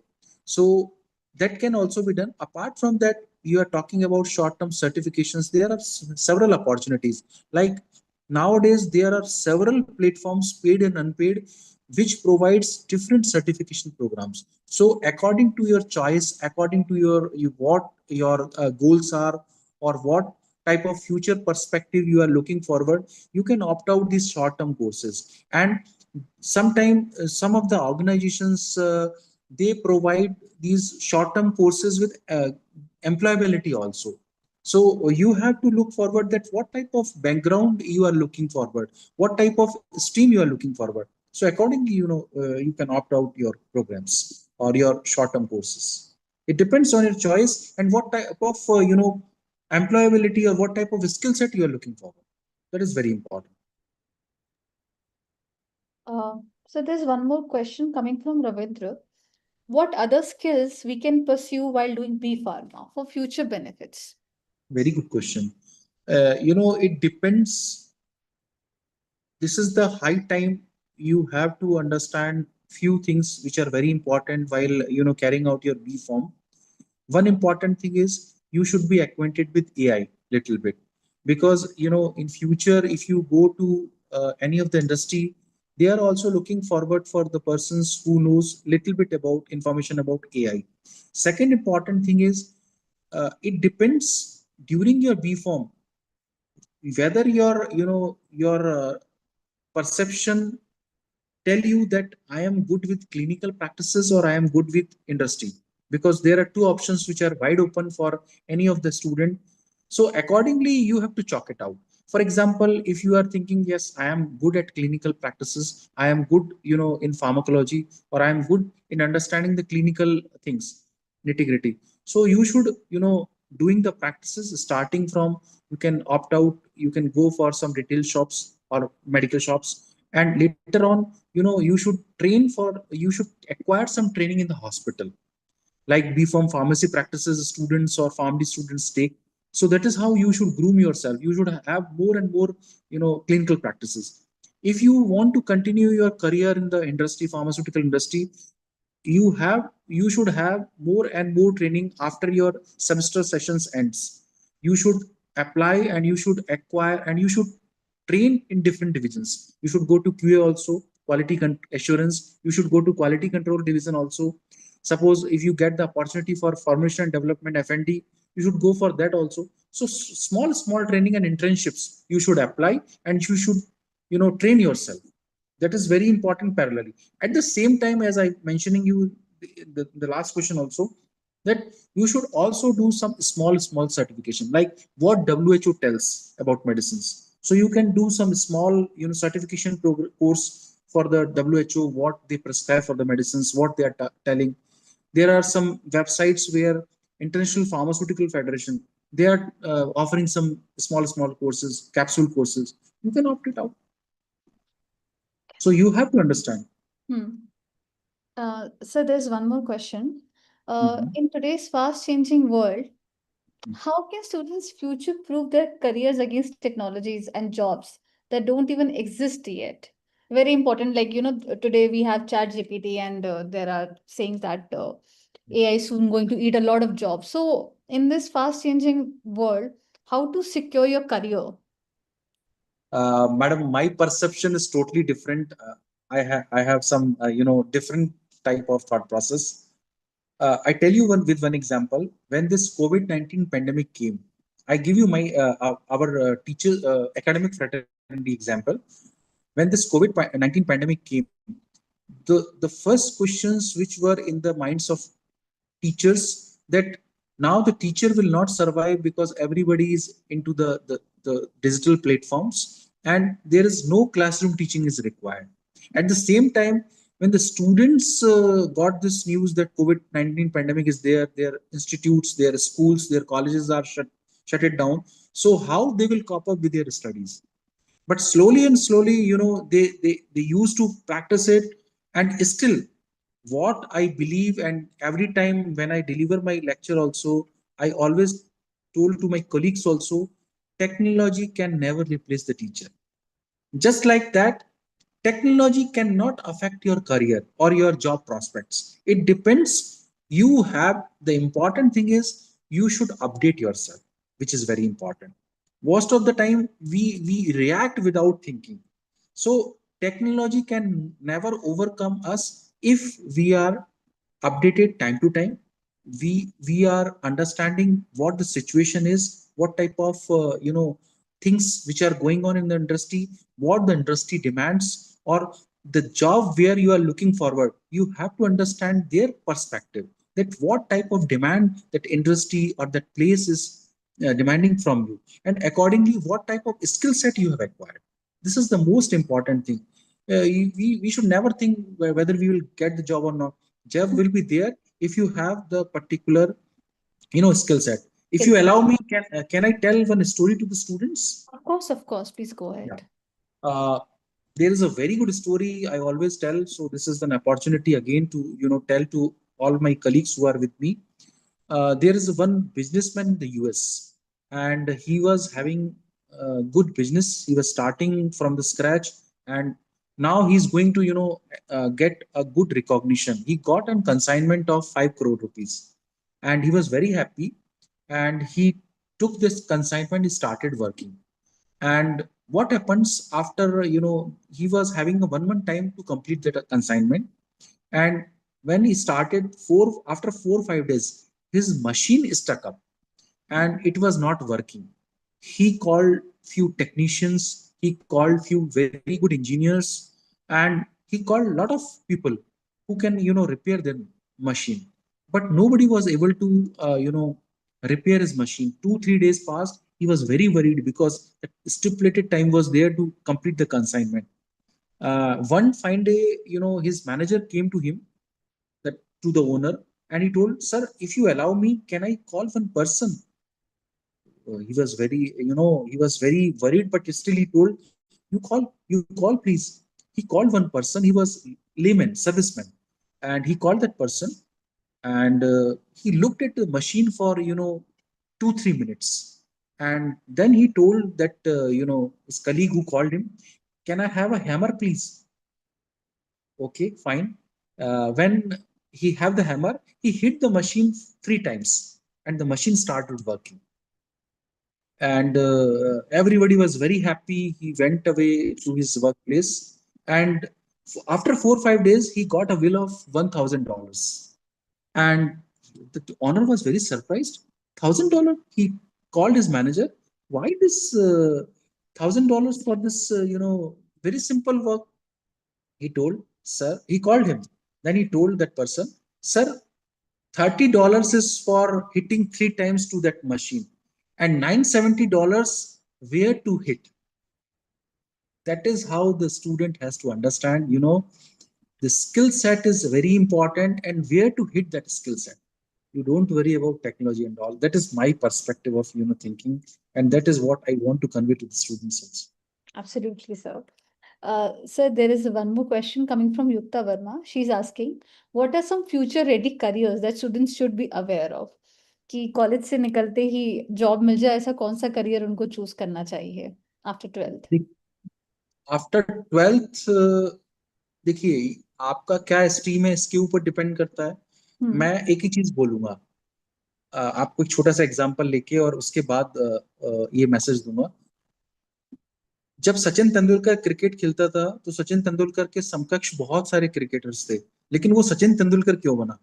क्योंकि उसके लिए सबसे important, हम जानते हैं उसने मेहनत की, सब कुछ किया, लेकिन सबसे important self realisation. you have to understand that in which art you can do your best. मुझे लगता है कि कैरियर को ऑप्ट करते समय भी अपने इस प्रश्न को अपने आप से 2 3 4 5 बार जरूर पूछना चाहिए। और जो लोग इस क्वेश्चन को एडजस्ट नहीं कर पाते, there are lot of career counsellors which are there, you should talk to them. कोई भी करियर ऐसा नहीं होता जिसमें प्रोस्पेक्ट्स ना हो जॉब के या एंटरप्रेन्योरशिप की अपॉर्चुनिटी हो। ये डिपेंड करता है आपकी अप्रोच पे। आपकी अप्रोच जैसी होगी ना, you can do wonders. And important thing is consistency, which I always tell to my students also. You have to consistently hammer the things. अगर आप consistently work कर रहे हैं और आपने एक career prospect चुना है according to your stream, according to your choice, according to what which finds in your career, आपके सारे careers अच्छे हैं मेरे हिसाब से। बट सर आज के टाइम में ना because earning quick money is very easy in times of social media content creators हैं, सो ऐसे में स्टूडेंट्स को 11वीं 12वीं के बच्चों को इतना to give their 4 to 5 years into a course and then उसके बाद पहले आप ग्रेजुएशन करेंगे 4 साल का, उसके बाद आप पोस्ट ग्रेजुएशन करेंगे, तो वो जो एक माइंडसेट है वो कैसे क्रिएट किया जाए आपको माइंडसेट कैसे क्रिएट करना है कि ठीक है, slow and steady will win the race. ये जो कंटेंट क्रिएशन का जो पैसा है, इट वोंट लास्ट लॉन्ग, और probably it will last long, but career is a career. So what is, how to differentiate between that, how to come up with that kind of mindset, especially for इसके this लिए generation? इसके लिए मेरा पहले एक reply रहेगा, अगर हर कोई सोच ले कि डॉक्टर बनना तो बहुत लंबा टाइम लेता है, तो फिर हम्म। सोसाइटी में कोई डॉक्टर बनेगा ही नहीं। देखिए, मुझे ऐसा लगता है कि it is too early to say about career, it is too early to say about anything. मुझे लगता है कि समटाइम बहुत ज्यादा कॉशियस रहना भी रिस्की होता है, जो मैं अपने स्टूडेंट्स को इस प्लेटफॉर्म के थ्रू ये बोलना चाहूंगा, ये मैसेज देना चाहूंगा, ये मेरी पर्सनल थिंकिंग है। हम्म। मुझे लगता है कि कई बार बहुत ज्यादा क्रिटिकल थिंकिंग भी परेशान करती है हमको। सबसे पहले ये समझना बहुत जरूरी है कि what is in me, what type, suppose एक, कई बार मैं आपको एक एग्जांपल देता हूँ छोटा सा। मेरा एक कलीग था हम्म। जो बहुत अच्छी ड्राइंग करता था आफ्टर ट्वेल्थ। उसके पापा सोचते थे कि वो बहुत अच्छा इंजीनियर बनेगा, मतलब बहुत ड्रीम करते थे, फिर बहुत सारी चीजें सोचते थे। लेकिन उनको किसी ने सलाह दी कि ये आपका बच्चा ड्राइंग बहुत अच्छी करता है, you hmm. Opt out architecture engineering. उन्होंने उसको आर्किटेक्चर इंजीनियरिंग कराया। आज के टाइम में he is one of the famous architect in Dubai. और उसने बीआ करने के बाद उसने पीजी किया पुणे से, और he is doing great work. ऐसा नहीं है, आपके पेरेंट्स को और आपको दोनों को ये सबसे इंपॉर्टेंटली समझना है कि what type of skill set you are having. और आप विश्वास नहीं करेंगे, उसके 12th में से 54% थे। हम्म। ऐसे में क्या वो दुबई में जॉब की सोच सकता था? नहीं सोच सकता था। लेकिन सही स्किल सेट को उसने हिट किया, और सही चीजों को उनके पेरेंट्स ने ऑप्ट आउट करके समझा, और उन्होंने बोला कि नहीं, you should go for BR. So sometime if you you know pick the appropriate stream with your skill set, your career is bright. जी सर, एक सवाल है जिरनाम का, 11th क्लास के स्टूडेंट हैं, एंड जी ही जी। Is asking what are the most promising science fields for the future, how can I stay updated with the latest developments and advancements in science? देखिए, अगर ट्वेल्थ के बाद बात करूं तो ट्वेल्थ के बाद अगर साइंस स्ट्रीम में डिपेंड करता है, you want to see your career in research, or if you want to see your career in clinical practices, clinicals, or if you want to see your career in different other streams, तो ये आपके ऊपर, और academics, तो ये आपके ऊपर depend करता है कि आप अपने करियर को कैसे देखते हो। अगर साइंस स्ट्रीम्स की बात करें तो अगर आपके पास बायोलॉजी है, you can opt out a career, everybody knows medical career is there. Apart from that, आजकल जो मुझे लगता है एक बहुत इंपॉर्टेंट जो प्रोस्पेक्ट है, वो पैरामेडिकल साइंसेस। पैरामेडिकल साइंसेस आज की लाइफ स्टाइल के हिसाब से साइंस, स्पेशली बायो के स्टूडेंट्स के लिए बहुत अच्छा करियर है। Hmm. Because if you go into the physiotherapy stream, if you go into the lab technician stream, it is a very good career. At the same time, if you are a good microbiologist, बहुत सारी ऐसी ऐसी pathology labs हैं जो कि they are looking forward to for good microbiologist. उनको अच्छे microbiologist नहीं मिल रहे जो ट्रेंड हो। हाँ सर, तो एक कल एक सवाल ये कल भी था कि अगर आप एमबी, आपका आपका इंटरेस्ट है मेडिसिन फील्ड में, बट आप एमबीबीएस नहीं कर पा रहे, तो उसके अलावा कौन कौन से ऐसे कोर्सेज कर सकते हैं? अगर एमबीबीएस में आपका इंटरेस्ट नहीं, आप एमबीबीएस को क्रैक नहीं कर पा रहे और आपको आपका सपना है डॉक्टर बनने का, दो तीन बड़े इंपॉर्टेंट फील्ड्स हैं जिनको आप ऑप्ट आउट कर सकते हैं। सबसे पहला जो मैं मानता हूँ रेटिंग में, वो है BMS, bachelor of Ayurvedic medicine. BAMS is a very good program after if you doesn't select in in the MBBS, you can opt out that career. इसके अलावा अगर कोई जिसको क्लिनिकल प्रैक्टिसेस बहुत अच्छी लगती हैं, PharmD is another career which is very important. 6 year, that is a 6 year program PharmD, और ये बहुत अच्छा है, and it's a integrated program which leads to post graduate degree. और उसके नाम के आगे डिग्री में भी डॉक्टर लगता है। तो अभी पहले, कुछ समय पहले तक देखा जा रहा था कि ये जो प्रोग्राम था, बेसिकली ये डिग्री थी, वो यूरोप में और साउथ एशियन के कंट्रीज में ही ज्यादा थी। लेकिन अब इंडिया के अंदर भी इसका इम्प्लीमेंटेशन बहुत तेजी से बढ़ रहा है। It can be one of the programs, अगर अगर आप सिलेक्ट नहीं करते हो। इसके अलावा BHMS is one of the program. मुझे लगता है इसके अलावा अगर आपको थोड़ा पेशेंट से लगाव है और आप सर्व करना चाहते हो, nursing is also very good program, but it requires a lot of dedication. अगर आपके अंदर डेडिकेशन है, आप मेहनत बहुत अच्छा कर सकते हो, पेशेंट्स को रियली सोसाइटी में सर्व करना चाहते हो, तो मुझे लगता है nursing program is a very good job oriented program, मतलब बहुत ही अच्छा करियर है। जी। सर, एक और सवाल आया है। एक स्टूडेंट पूछ रहे हैं कि how do you stay motivated when facing setbacks of uncertainty. तो आप मोटिवेटेड कैसे रहेंगे? आपने मुझे फिर से मजबूर कर दिया, मैडम का टाइम ज्यादा लूंगा मैं। हम्म। ऐसे ही एक एक छोटी सी स्टोरी में अपने आपको मैसेज देना चाहूंगा। आप हो सके तो उसको समझिएगा। सॉरी मैडम, मैं बहुत स्टोरी सुना रहा हूँ आपके सामने। प्लीज। अ, ऐसे ही एक स्टूडेंट एक गुरु के पास गए और बोले कि सर, मैं बहुत डीमोटिवेटेड महसूस करती हूँ, बहुत सारी ट्राई करती हूँ और मैं सक्सेस नहीं हो पा रही हूँ लाइफ में। मुझे ये चीज टफ लगती है, बहुत अनसर्टेनिटी लगती है। आपकी जैसी बच्चा था कोई, आप बच्ची हो, वो बच्चा था। तो गुरु ने बोला एक काम करो, आप सुबह मेरे पास आना। बोले ठीक है सर। सुबह वो उसको लेके एक जंगल में गए। वहां पर एक चिड़िया अपना घोंसला बना रही थी। हम्म। और उस गुरु ने बोला कि बेटा, इस घोंसले को आपको रोज तोड़ना है। तो बहुत आपके जैसे वो बिटिया थी, बेटा था, वो हेजिटेंट था। सर, आप मुझे चिड़िया का घोंसला तोड़ने के लिए बोल रहे हो? इसमें तो चिड़िया घोंसला बना रही है, फिर अंडे देगी इसमें। तो बोले नहीं, मैं बोल रहा हूँ आप करो तो। बोले ठीक है सर। उस बच्चे ने फर्स्ट डे उस घोंसले को तोड़ा। सेकंड डे सुबह आया तो चिड़िया थोड़ा सा घोंसला और अच्छा बना चुकी थी। उसने सेकंड डे फिर तोड़ा उसको। थर्ड डे भी ऐसे ही तोड़ा, फोर्थ डे भी तोड़ा। जब फिफ्थ डे पहुंचा तो चिड़िया बहुत सुंदर घोंसला लगभग कंप्लीट करने वाली थी। तो उस दिन उस बच्चे से रहा नहीं गया, आपके जैसी सॉफ्ट था वो। उसने बोला कि नहीं, अब मैं इस घोंसले को नहीं तोड़ सकती। वो वापस अपने गुरु के पास चली गई और उसने बोला कि सर, मैंने 4 दिन तो घोंसले को तोड़ा, लेकिन अब मेरी हिम्मत नहीं हुई। तो हम्म। उस टीचर ने, मेरे जैसे कोई टीचर था, उसने पूछा कि आपने बेटा इससे क्या लर्न किया? बोले सर, इससे क्या लर्न किया, मुझे तो बड़ा तकलीफ हुआ कि आपने मुझे घोंसला तोड़ने के लिए बोला। बोले नहीं बेटा, इससे दो इंपॉर्टेंट चीजें सीखने को मिली। पहली हम्म। बात, परेशानी कितनी भी आए, आपको मेहनत करते रहना। और सबसे इंपॉर्टेंटली, कंसिस्टेंटली मेहनत करते रहना। दूसरी इंपॉर्टेंट चीज जो चिड़िया के पर्सपेक्टिव में थी, वो ये थी कि चिड़िया के 4 दिन खराब थे, लेकिन पांचवा दिन उसका अच्छा था। जब आपके माइंड ने डिसाइड किया कि नहीं, मुझे अब ये घोंसला नहीं तोड़ना, ये घोंसला बहुत सुंदर बना है और मुझ में हिम्मत नहीं है। समय हमेशा एक सा नहीं रहता है।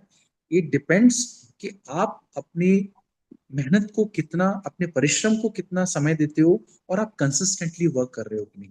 And hard work has no substitute. आज बट की यंग जनरेशन, आज के टाइम में, सोशल मीडिया के टाइम में, कंसिस्टेंसी बहुत बड़ी एक प्रॉब्लम है। स्टूडेंट्स का ध्यान यहाँ वहाँ जो भटकता रहता है। दिन भर बच्चे डूम स्क्रोलिंग जो करते हैं, उससे उससे आप उससे कैसे निजात पाया जाए? How to stay consistent, stay connected? Meditation meditation. Parents की सबसे पहले, अगर अपने को जिंदगी में सक्सेसफुल होना है ना, तो पेरेंट्स की सुनना सीखना पड़ेगा। हम्म।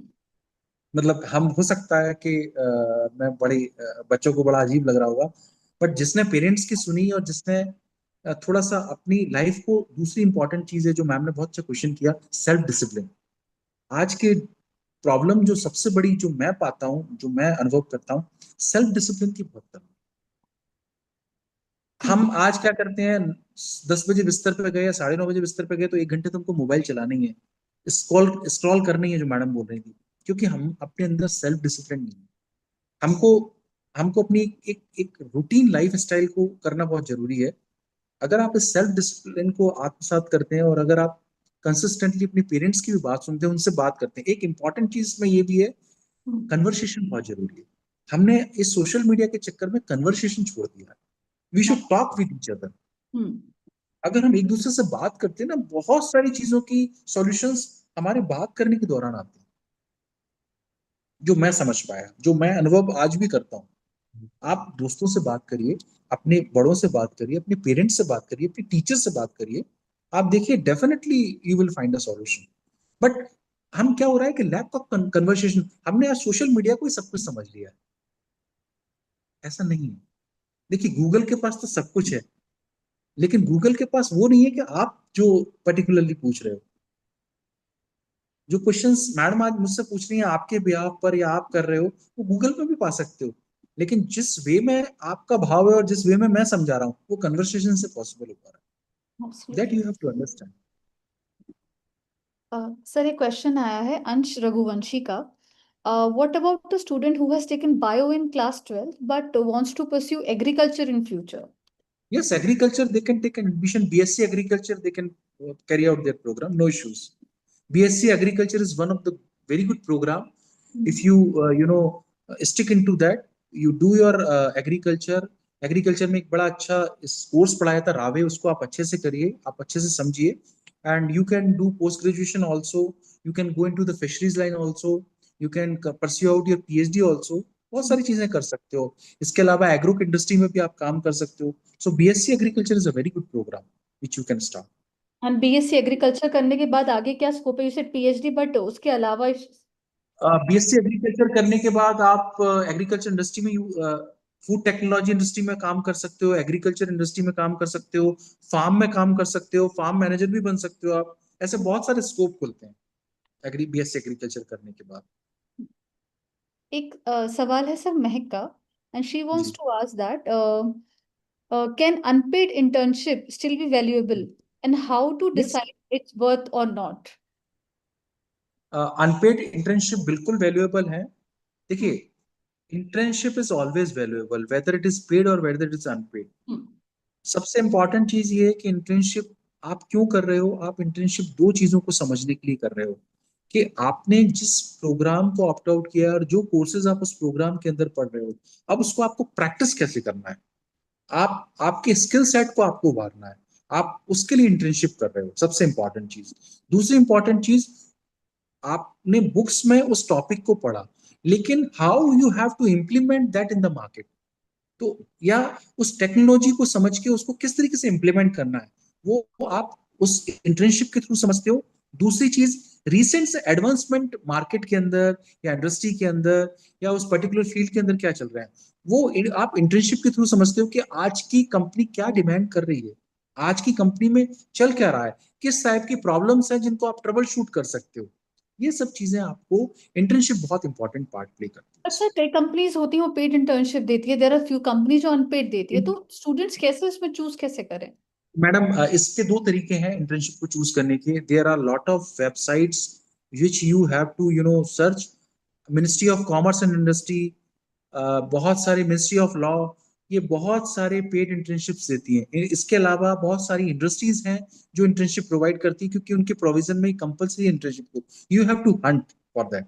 आपको समझना पड़ेगा कि कौन कौन सी कंपनीज और किस प्रोफाइल की इंटर्नशिप आप मांग रहे हो, उसके अकॉर्डिंग आपको अप्लाई करना पड़ेगा। You have to keep on applying. ऐसा नहीं है कि एक जगह आपने इंटर्नशिप अप्लाई किया और आपका हो गया। आपको कई जगह पर इंटर्नशिप अप्लाई करनी पड़ेगी, उसमें से एक ऑप्ट आउट होगा। 20 टाइम्स में से एक बार कन्वर्जन रेट होता है इंटर्नशिप का, कई बार ऐसा भी हो जाता है। दूसरी इंपॉर्टेंट चीज, जब आप किसी कॉलेज में पढ़ रहे हो, आपको अपने ट्रेनिंग एंड प्लेसमेंट ऑफिसर की भी हेल्प लेनी पड़ेगी। Institutes also helps in giving providing the internships, whether it is paid or whether it is unpaid. It depends on the number of internships which are available in that particular company. वो भी करना पड़ेगा। Definitely sir. एक और question था मेरे पास। ये लास्ट क्वेश्चन करें सर मैम? जी, I have to check, I think मेरे पास एक दो क्वेश्चंस और भी हैं। जी। What skills should we all develop now in general to prepare for a science career? I am not sure ये जो जिन्ना जो स्टूडेंट हैं ये कौन सी क्लास से हैं, तो वो जानना चाहते हैं कि ऐसे कौन से हमको स्किल्स डेवलप करने चाहिए इन जनरल कि हम साइंस में करियर बना सकें। I think he wants to know about the what kind of temperament you should have to have a career in science, skills and देखिए, टेम्परामेंट। देखिए, साइंस में दो ही इंपॉर्टेंट चीज जो होती है मैं समझता हूँ, एक एक हार्डवर्क और एक एप्टीट्यूड। आपका एप्टीट्यूड किस तरीके का है वो बहुत इंपॉर्टेंट है साइंस करियर में। आपका रिसर्च एप्टीट्यूड है, so you should go for that. If you आपका एनालिटिकल अप्रोच है, तो आप एनालिटिकल अप्रोच के लिए जाओ, आप उसके हिसाब से अपनी फील्ड को ऑप्ट आउट करो। तो साइंस में patience, listening, patience, working, hard working, ये साइंस के लिए मुझे लगता है बहुत इंपॉर्टेंट क्वालिटी है। अगर आप एक अच्छा हार्ड वर्क कर सकते हो, आपका एप्टीट्यूड अच्छा है, आपकी रीजनिंग अच्छी है, अगर आप लॉजिकल हो, तो मुझे लगता है science has a great career in different streams, starting from biotechnologist to microbiologist to whatever you want to opt. And apart from that, engineering background वो तो बहुत वाइड है। आप किस तरह की टेक्निकलिटी को एक्वायर करना चाहते हो, depends from civil to mechanical to electrical to AI to CSAI, whatever it is, वो आपके ऊपर डिपेंड करता है। Thank you so much, sir, for your time today. And I am sure कि बच्चों को जिनके सवालों का जो भी जवाब था उनको समझ में आया होगा, पसंद आया होगा, क्योंकि as we have discussed earlier also कि to have that kind of temperament for long term courses and not just go for short term courses is it's getting difficult day by day because of social media and other challenges. So I'm sure that this session in particular will help them. Thank you so much for joining us on behalf of Sage University. Thank you. Thank you, ma'am. Thank you. Thank you Thank so you. much. For the next session, we have with us Shri Praful Ketkar ji. Mr. Praful Ketkar is the editor of Organizer Weekly, and he has a wide career.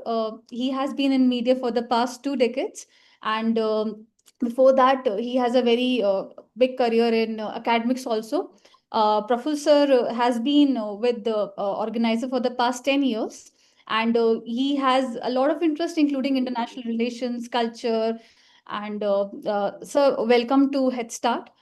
And I would like to tell our students that if you have any questions about humanities, if you have questions about what you should do, if you're coming from arts background, or whether you want to go choose a career from media, so this is your time to ask such questions. You can post your questions in the chat box. Meanwhile, I would request Professor to guide the students.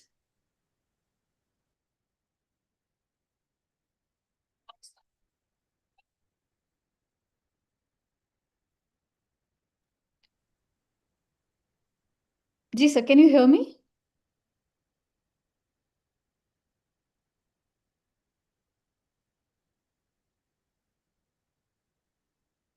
Sir, can you hear me? Yes, I can hear you. Yes, sir. So welcome to Head Start. I just Yeah. gave a small introduction of yours that if our students. Thank you. I could listen to that. There are few questions even we are getting on our YouTube channel. Uh, uh, uh, See, what I have seen in my academic career and now as a journalist and even a counselor, career counselor, or as a teacher in media school, uh, there are different kind of opportunities that are now open for students, which we need to grab. Uh, because uh, uh, fortunately now people are not asking what is your degree. I'm the classic example. I have done my arts education in political science and then specialized myself in international politics, but now I'm doing journalism. Similarly, the way now technology is changing, the way now media is changing. Everybody who is communicating either through WhatsApp or posting something on social media has virtually become a journalist. But do we have enough skills to sufficiently play a role as a journalist? In between, there was a very popular term called citizen journalism. But I think merely becoming a citizen journalist is not enough. You need to have a certain kind of skills. And what kind of skills that we require?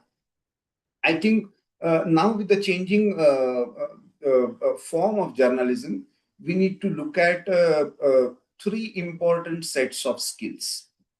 One is about the conceptual clarity on various things. Journalism has more become a research oriented now. How do you handle data? How do you handle basic concepts? Because now social media is giving a lot of information. So whatever is happening on the ground or internationally is being communicated through social media. The attention span of readers or viewers have it has gone down drastically. So as most of you must be now watching news or just scrolling through your Instagram pages or reels, and that is your main pattern of consumption. But still, people prefer reading something only if it is meaningfully analyzed. So one set, I would say that irrespective of your background, if you have conceptual skill and ability to analyze data, you have a potential to be a good journalist. Second, I think a journalist has to, or for any form of media, even if you are running your own YouTube channel, you are a media person. You need to develop a nose for news, smelling right topic for right time. That is the real skill that you need to develop for a media platform. So what can be the possible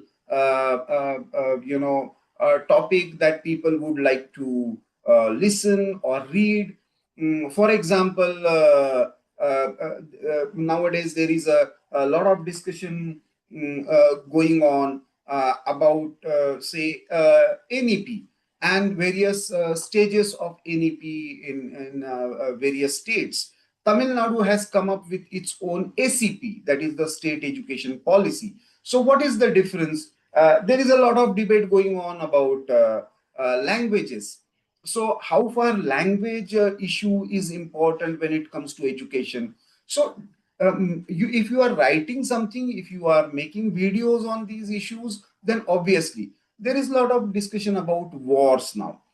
How technology is changing war. So if you study a bit and then so picking up right topic and preparing some maybe with research based some article or maybe some small video automatically get a traction. And third most important thing, I believe, the set of skills if you can develop is about technology.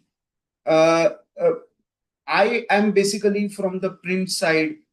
So at one point, print technology was very complicated, where you had to develop certain blocks and put it together and then give it for printing. Now the printing technology. So now the skills related to technology also have changed drastically because अभी आपको video editing भी आना चाहिए, आपको social media integration भी करते आना चाहिए. You need to be a good public speaker also. You need to have a command over language.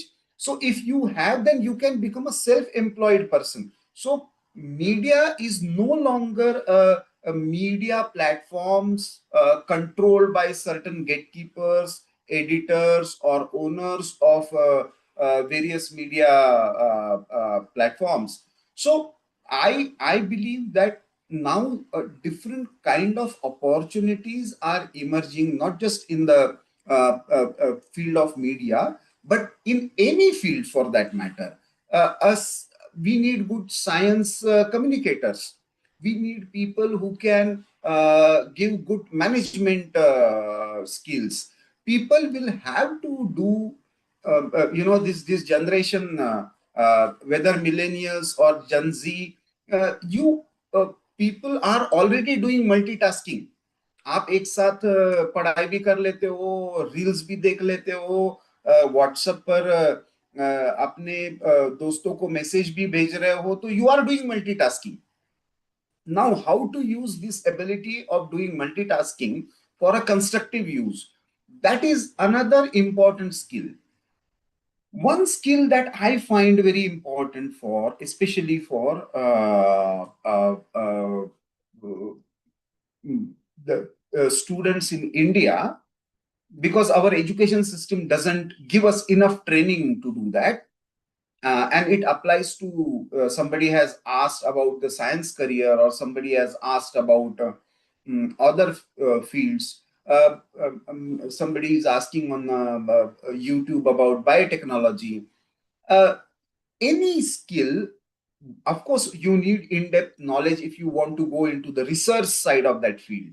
But at the same time, you need to, at interpersonal level, you need to develop a team skill. Team spirit is one thing. In fact, best of the people who perform globally are known to be team players. How do they function when it comes to supporting each others in various activities. Uh, uh, uh, all of you cannot have all kinds of skills. So you will have to develop certain skill sets, but certain skill set you will have to take in terms of support from somebody. मैं cricket का हमेशा उदाहरण देता हूं कि 11 के 11 यदि अच्छे बैट्समैन है टीम में, तो it cannot that team cannot win the matches.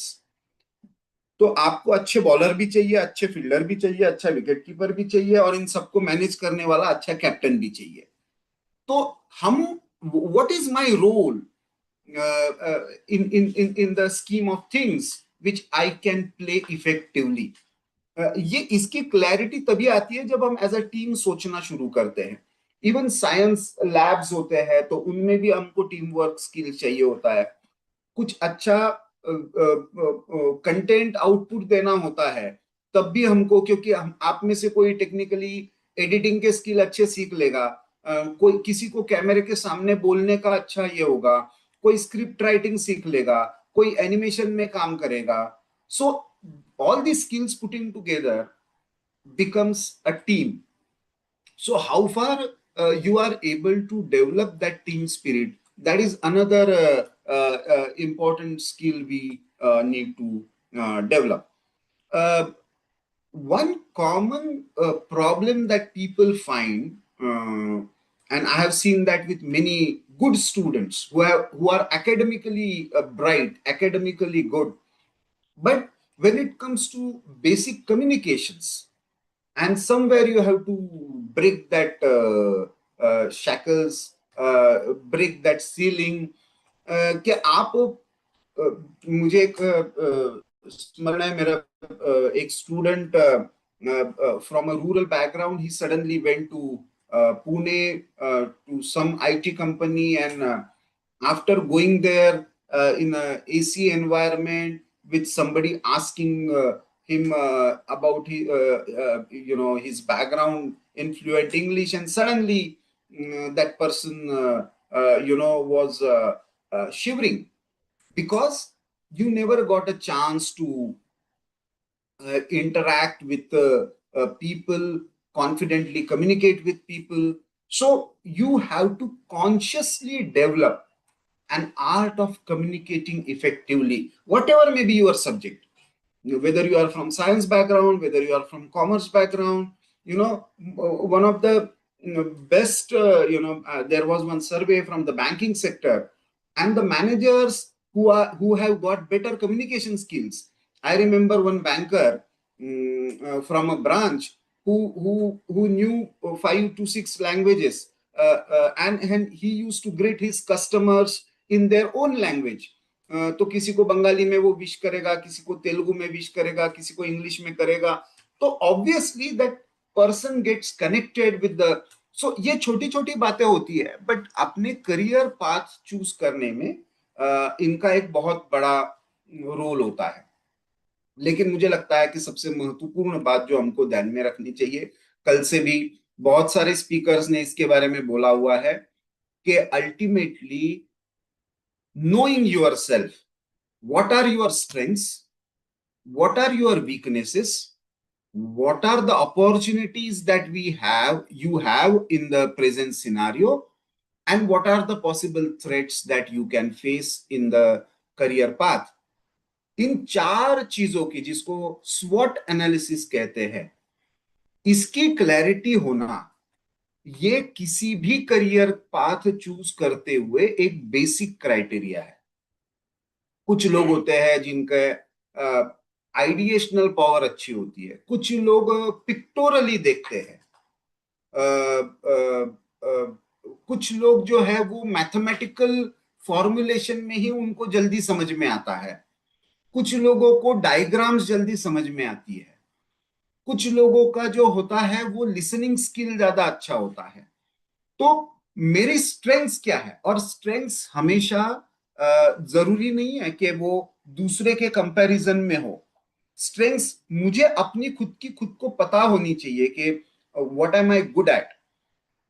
वैसे ही हमको अपनी वीकनेसेस भी पता होनी चाहिए.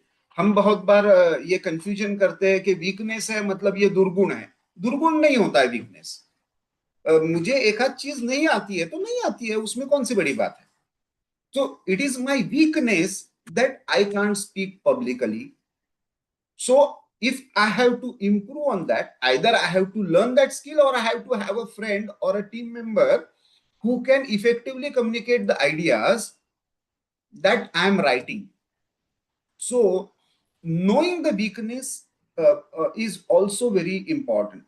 Similarly, uh, uh, uh, uh, opportunities. What are the opportunities? Now, people are talking about AI, but ultimately, how AI is going to be applicable in my field? Journalism पर इसका क्या इम्पैक्ट होगा, law पर इसका क्या impact होगा, आने वाले समय का एजुकेशन का फील्ड कैसे रहेगा, क्या एआई के बेसिस पर ही लोग टीचर्स बनेंगे क्या, क्या साइंटिस्ट बनने के लिए बहुत सारे आजकल लोग कहते हैं कि मैं कंप्यूटर साइंटिस्ट, कंप्यूटर साइंस हो सकता है, लेकिन as a engineering you need to develop a different kind of approach. जैसे AI prompt नाम से एक important अभी एक्टिविटी है, तो you need to learn that art of asking right question to the AI platform. Similarly threats होती है कि ये टेक्नोलॉजिकल ट्रांजिशन होगा तो मेरे लिए क्या थ्रेट है, तो ये भी हमको समझना चाहिए. So these are the basic brief that we need to keep in mind while choosing our career path. I think Anagha ji, our next speaker, has already joined. So namaste, Anagha ji, and welcome to organizer platform and this event called Headstart. So over to you, Sonam, and you can introduce Anagha ji and take the discussion forward. जी sir, thank you so much sir. एक छोटा सा एक सवाल था, मेरे पास एक सवाल आया हुआ है। इफ यू किसी ने सर ये पूछा है कि why is ethics so important in media careers? Okay. See, the thing is, ethics are important in any career, but every career has a different forms of ethics. If you are a businessman, your ethics change. If you are a scientist, your ethics change. Because that particular career, there will be certain common values, but there are certain forms or certain values which are specific to that career. For example, as a media person, मुझे war situation को report करना है या communal violence की situation को report करना है, तो मुझे क्या रिपोर्ट करना चाहिए, अभी करना चाहिए क्या, मैंने ये रिपोर्ट किया तो इसके समाज पर क्या परिणाम होंगे. I have to keep these things in mind and then choose whether to tell this story or not. So that is why as a media person मुझे इंटीग्रिटी होनी चाहिए. The information that I am giving, I should be very very facts are sacrosanct. You can have your own ideology, you can have your own perceptions, you can have your own subjective biases, but you cannot compromise on facts. अभी जैसे ये vote चोरी का debate चल रहा है और कल से अचानक ये हो गया कि जो डेटा दिया था वो ही फज हुआ था. So this is not acceptable ethically. तो आपको कुछ एथिक्स इस तरीके से डेवलप करने पड़ेंगे कि the facts are sacrosanct, facts should be verifiable, you should have a sense of time and place while narrating your story, and you should take the responsibility of the impact of the narration that you are doing. You cannot run away from it. So these are the basic ethics as a journalist, as a media person, one has to follow. Sir, Anagha ji will take another 5 minutes to join. Okay. One more question for you. A student is asking, with AI and automation growing, do you think media jobs are under threat or expanding, especially the writing jobs? Can you repeat, Sonam? Yes, sir. With AI and automation growing, do you think media jobs are under threat or are they expanding, especially the writing jobs? Okay. See, Every new technology makes certain rules redundant, but create new rules. Now, who is going to give prompts to engines or modules like Grok or AI or OpenAI? They need some information from their side. And when your uniqueness will always lie as a writer only when you are writing something different from others. Machine एक जैसी चीजें तो दे सकता है, एक ही type की वस्तु बनाकर तो दे सकता है, राइटिंग कोई वस्तु तो है नहीं, writing is a creative genre. तो एआई आपको कुछ एक बेसिक फ्लो दे देगा, लेकिन उसके बाद उसको और अच्छा करने का मौका तो आपके पास है। और आने वाले समय में देखिए, सिंपल सी बात होती है, जब सब लोग एक जैसा मोबाइल बनाने लगते हैं तो उससे अलग क्या बना रहा है उसका मोबाइल ज्यादा चलता है। सब एक जैसा यदि कोई प्रोडक्ट किसी भी चीज का पेन बनाने लगते हैं तो सब लोग कहते हैं कि पेन रिडेंडेंट हो जाएगा। पेन रिडेंडेंट नहीं हुआ, पेन का रोल बदल गया। कीबोर्ड आने के बाद पेपर एंड पेन का रोल बदल गया, इसका मतलब वो रिडेंडेंट नहीं होता है। तो मुझे ये लगता है कि हमको how to adapt to the new situation, पुराने स्किल्स को अपस्किलिंग कैसे करना और नए स्किल को एक्वायर कैसे करना, इसका हमको अपने आप का माइंडसेट डेवलप करना पड़ेगा। Then only we will be able to cope up with the challenges that are posed by the technological transformation like AI. इस जनरेशन के लिए ये बहुत ज्यादा चैलेंजिंग नहीं होना चाहिए, because you have already seen a very vast kind of changes in your brief life span. आप मान लो 16 से 20-22 एज ग्रुप के हैं, तो ऑलरेडी आप लोगों के लिए आपने टीवी वाला भी एज देखा हुआ है, आपने डिजिटल वाला भी देखा हुआ है। डिजिटल में भी आपने शुरू का केवल गूगल से शुरू हुआ सारा ये आज अलग अलग सोशल मीडिया प्लेटफॉर्म, चाहे वो इंस्टा हो चाहे स्नैपचैट हो, हम लोगों ने फेसबुक आ गया तो बहुत बड़ा ये लगता था, आज फेसबुक का भी रोल बदल गया है। तो every platform requires a different kind of art. 140 character में लिखना कहानी अपनी और 140 पेजेस में लिखना, इसका पूरी तरीके से ये अलग है। तो मुझे लगता है कि writing art will not die, it will require a different kind of orientation, different kind of creativity.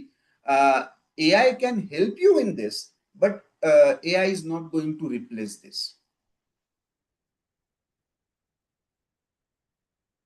Sir, last question for you before Anagaji joins. How media I have reached my institute. I can join within 2-3 minutes. So, sure, ma'am, sure. So the question is, how should media professionals handle fake news and misinformation? Okay, so as I said, in media ethics, we have to follow certain rules. A news has to be verified. Somebody has told, why fake news? In a rush for breaking news, there is a fake news. Then that breaking news breaks the basic fundamentals of stories. Facts are compromised, and therefore the misinformation, the disinformation, and the fake news, these are the three different phenomena that we experience today. And most of them are because of the this competition to be first due to the social media rush. Now we have to follow certain rules for that. One, if we are sharing images, then there are various tools. Even Google provides certain tools to verify whether that image is true or not, whether that image is AI based or not, so that we can share images responsibly. If we are sharing certain information in terms of either incident or in terms of data, then there are various ways. As they say, you should not just pick up the news, you verify from at least two sources. Try to go to the origin of the news and then try to tell what you have understood out of it. Always have a disclaimer if the source is not known. These are the basic things that needs to be followed while sharing a news on any platform.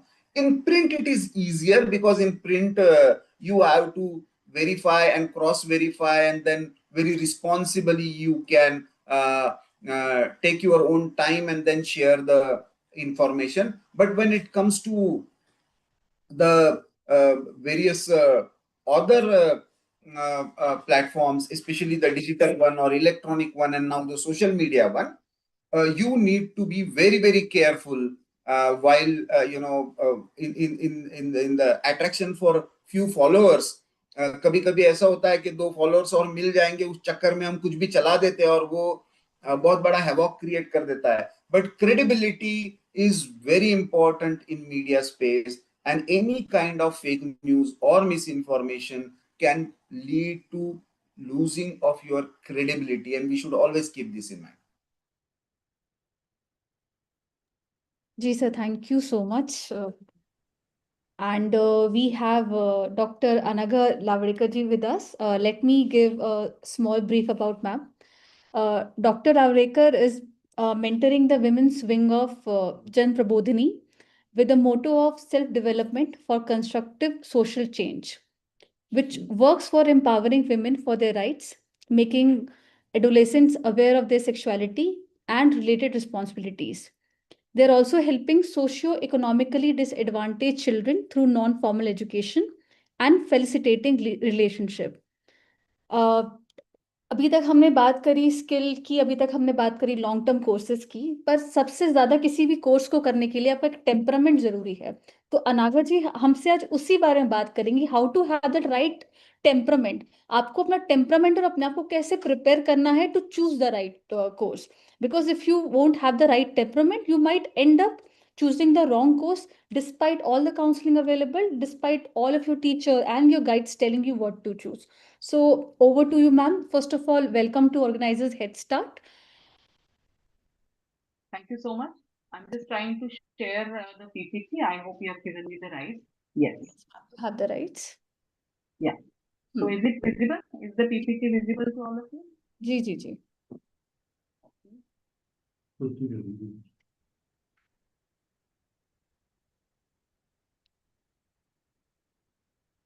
Okay. So thank you, Sonam, for introducing me in a nutshell, and that was actually what was required because I'm already late by 10 minutes to the session, and I really express my regrets for it. But I think all of you have listened to different discourses, some lectures related to what you want to do in your careers, and I'm here just to have a small discussion on this topic, and that's why I have given this title as Choosing Wise, Orientation to Career Design. So what matters in making a career is what you choose, how you choose, and why you choose a particular stream of knowledge or a stream of profession. We have, in just nutshell, I will also talk about what we at Institute of Psychology do, because that is going to lead to actual content of my session. So you can see here, we are basically a research institute, and we are in fundamental as well as applied research in so many directions. And all these directions are very much important for a successful life. So when we talk about careers, we also relate to our abilities, what we actually expect from life, what is the environment around us, whether we are really motivated to go into the career, what ethos or what roots we are coming from. So all these areas, as you can see in the boxes, are covered in the research domain by our institute. And whatever research we do, we implement that research through all these wings. We have a guidance and counseling wing, some academic courses are conducted, We are also providing some assessment and inputs to various questions. Our one of the ways testing and career guidance, we are using standardized psychometric tests, not just for 10th and 12th, but also for the students who are graduates, postgraduates, or they want to diversify in their early or late 30s. So all these things are related to what we are going to discuss today. All of you are very much familiar with this small song, and I'm sure you must have seen this movie Rosa, in which this very beautiful melodious song is run. Dil hai chota sa choti si asha. So everybody of us at some point of time do have dreams. We are planning for something in our future. We have our own aspirations. They are influenced by so many things, but um we want to, we wish to, and we like to stick to them. And we are thinking of ourselves down the line, 5 years, 10 years, what are we going to be? And that is actually what we call as career. Now, career is a very subjective term because when we say career, everybody will have a different roadmap of what career they want to go into. And when they have a different roadmap, the way they will explore it also is going to be different. But there is some generic, some general thing which we can talk about, and that is why I think this orientation has been planned here. I would just like to know, because I think this is a small group, and so I would go with a little bit of discussion. I think that will be most useful for this course. Is what do I understand by career? So if you could, in the chat box, just write two words, any two words which you visualize when you say career. We will have 1 minute for it and then move ahead. So please, whatever your ideas or your understanding of career is, just two words which represent or which about career. Okay. So I am opening the chat here and I'm expecting a few responses here.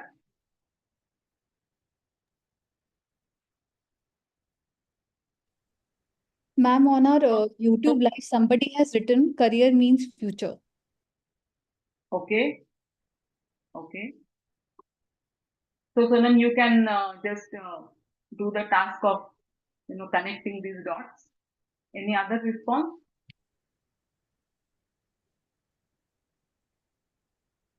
You can think of various stories and movies which have depicted how career choices are done, how they are not done, how they are procrastinated, and so many things which relate to this journey of career.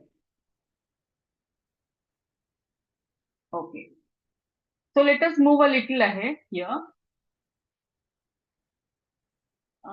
I understand, assume that all of you are planning about career.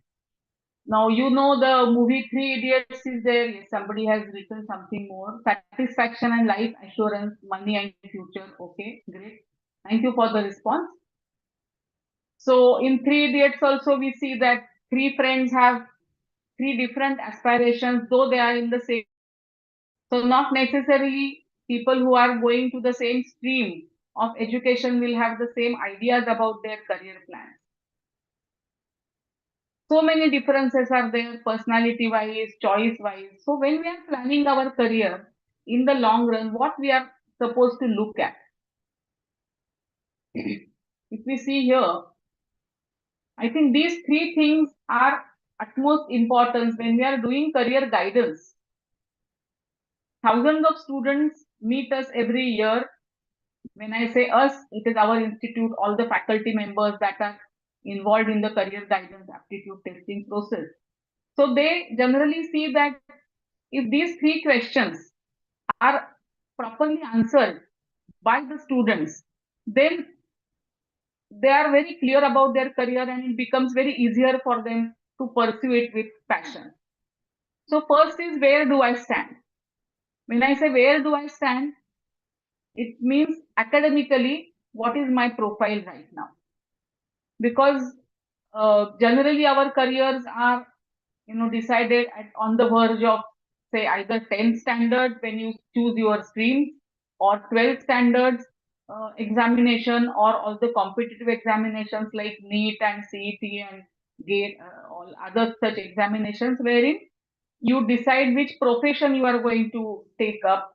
And after graduation, where you actually are thinking about how the professional training that you have received is going to get implemented in your post graduation or your job. So where do I stand means, what is my achievement, what have I achieved at that point of time when I'm thinking seriously about my career. So I assume that all of you are already graduates or on the verge of graduation, and from different disciplines.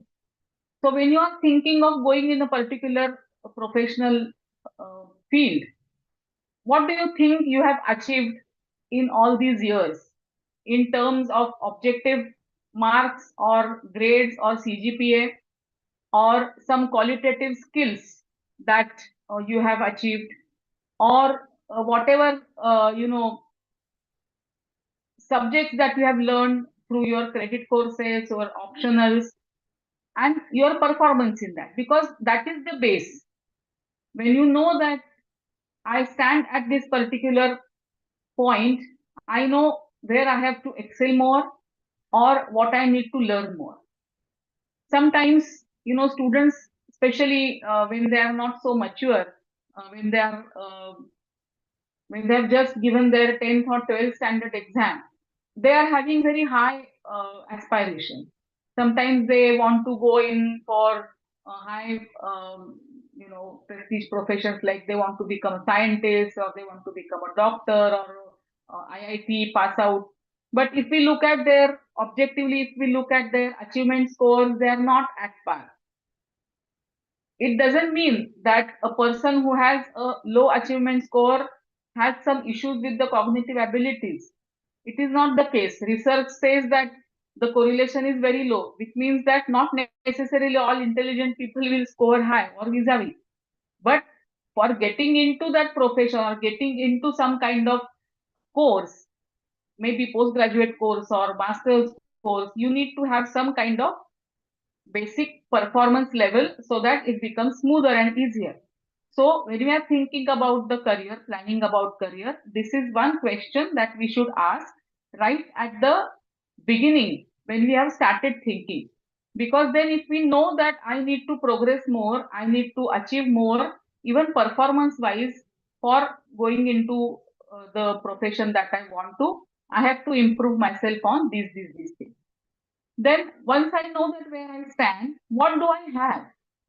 Now, when I say what do I have, is a question which talks about your mental capacities, your emotional capacities.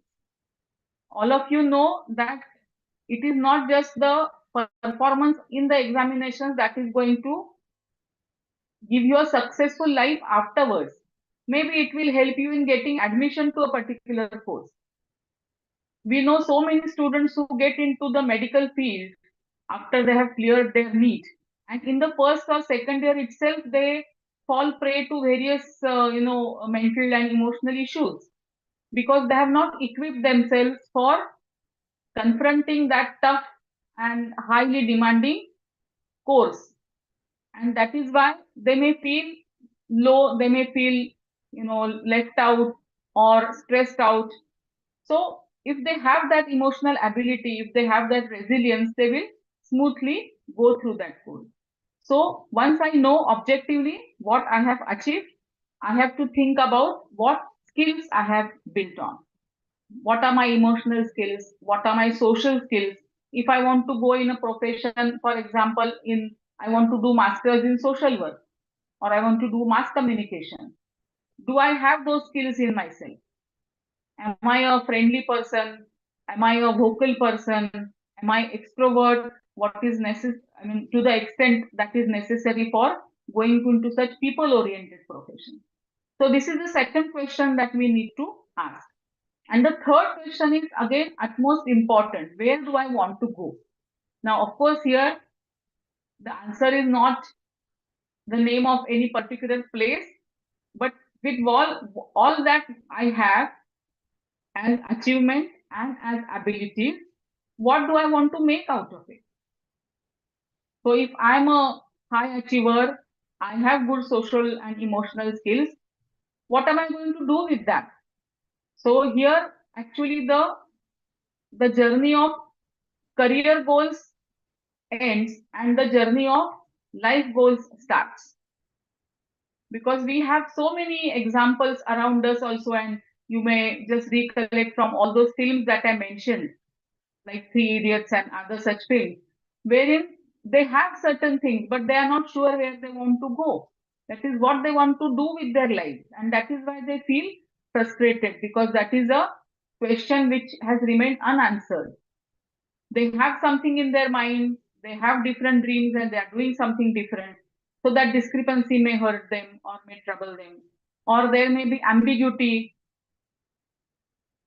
I have all kind of, say, for example, a student says, okay, I have monetary backup and I have good scores, but then I don't want to go into the routine professions. Then what do you want to do? So have you visualized something about yourself? What do you want to do after you do this course? Are you going to connect the course with your real life, with the people's lives? So all these questions also need to be thought upon. I can understand that accurate answer is not possible at the age of 2022, but at least the exploration towards where do I want to go should start.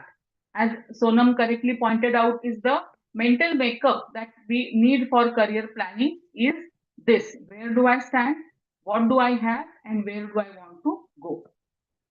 Let us just move a little further from here. Three things that nail the career path. Now, how can this journey be completed? What are the things which will help us in, as I said, knowing where am I, what I have, and what is my life goal? So, first thing is know yourself. Now, the earlier you try to know yourself is better for having a smooth and a progressive journey. For that, of course, there are so many agencies and so many help desks that are available. The most objective help desk or path is through research in psychometry and all such other related fields. Lot of agencies are there which will help you in identifying what is your exact aptitude. Now let us understand that interest is different from aptitude. I may be very much interested in films, viewing films, appreciating films, but if I want to go for a career in film, do I have the right aptitude? Which means the right set of abilities and inclination, which will convert my abilities into actual practice. That is what is called as aptitude. So just interest is not enough for successfully completing a course or going in a particular profession. So this aptitude testing, if it is done properly at proper time, it is definitely helpful. At our center in Jnana Prabodhini and our other centers in different places, every year, almost 70 students at different stages of life approaches for this aptitude testing and career guidance. And it helps them in exploring in a better fashion or prioritizing things in a better fashion. They plans that they can do then. If they know that, okay, this is my first priority, this is my second priority. If not in this particular profession, I can opt for a backup plan also. Now, once you know that where you want to go, like this doing aptitude testing and career guidance is sought, then one has to understand the practical exposure to processes and methods, that is know your system, how it is going to actually influence our lives. Because if I know through aptitude testing that, okay, I know that I want to go in journalism, but if I want to go in journalism, what are the various processes through which I can access them? So all the information should be updated, it should be properly scrutinized, There are different, lucrative things which are coming up nowadays. So knowing about what are the financials about making career in a particular course, what are the opportunities, what are the threats, all this constitutes the system. So what is the environment around me? For that, we need to take practical exposure. I'm just quoting a small example here. Is generally in the school that we are running here in Pune, Jnana Prabodhini, we give a lot of practical exposure to students right from their high schools. So I know one such girl who, in her adolescent years itself, was very much what we can say number prone, and she was very practical in her approach and very industrious, and she had good entrepreneurial skills. So we have some such opportunities wherein children, they go outside and they do a lot of vendorship. They buy certain things, sell them, understand how the economic transactions take place, how the businesses are run. So she was very much interested in that right from her late adolescence. And then she did so many things while doing graduation, so many small activities, that now she is running a whole, I would say, section of our institute, which is dedicated to such kinds of activities, especially the self-help groups, and motivating and giving them lot of opportunities for self-reliance and self like they are doing their own money, they are earning their own money.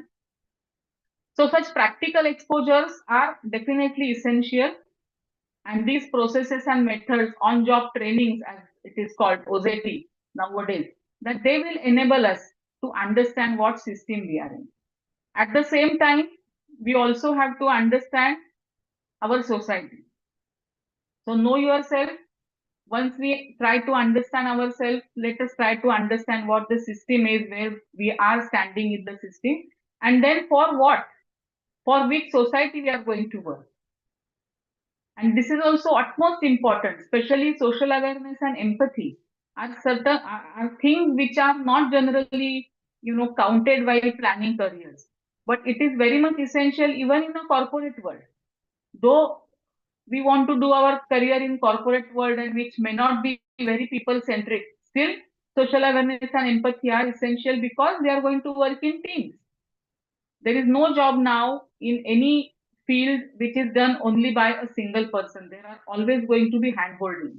There are always going to be things which you have to actually reciprocate with other people, and that too effectively. Otherwise, then you feel outcasted, you feel sort of neglected, and that creates a lot of psychological issues. So, after you think on all these three lines about yourself, about the system, and about the society, then appropriate decision can be taken.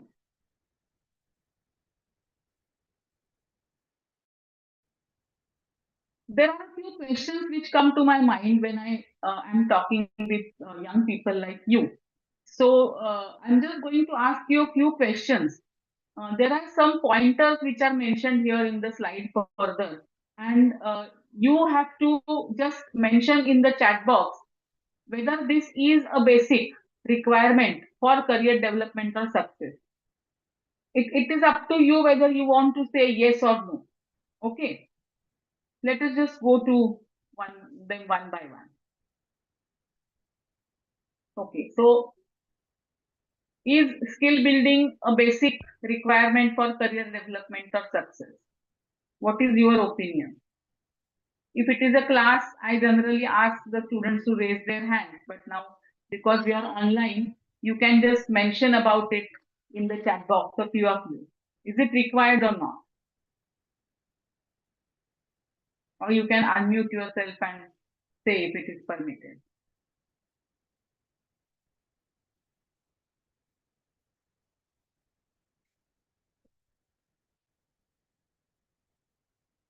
I'm going to wait till at least one response comes.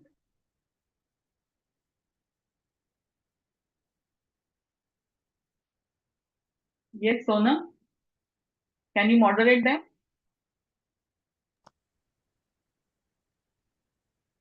Sure, ma'am. किसी student के पास अगर ma'am is asking for a small reaction on this, whether this basic career development point, skill building is important, not just write in the chat box, yes or no, or if you have something else to write, you can mention here, and So then. is skill building essential or basic requirement for career development? What is your opinion? What is, you can just write yes or no, or just point out an opinion in the chat. Yeah.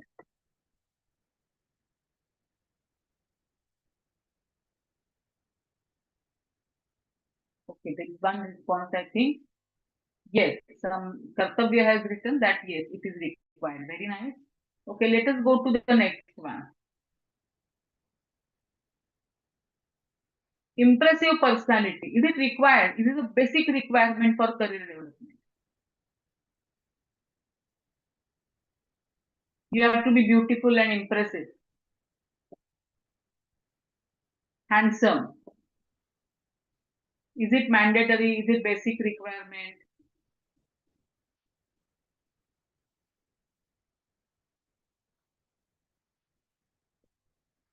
Okay. I think people are still thinking about it. Let's move ahead. You can keep writing or keep responding to your own self as well. Decisiveness. Is it a basic requirement?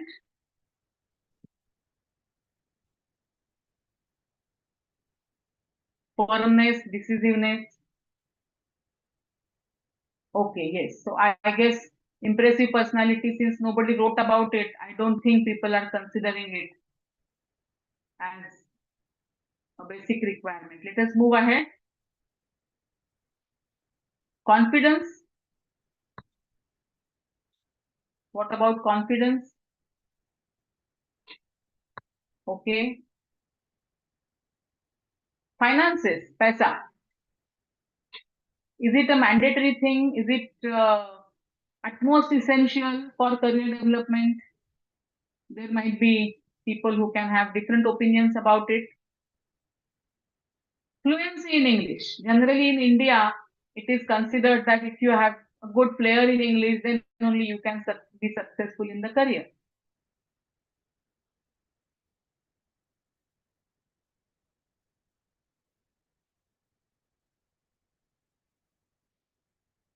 English is most important, somebody is saying. Okay. Seeking opportunity. Seeking opportunity. Okay. Moving to metro cities. Is it required for career building? Moving to metro cities?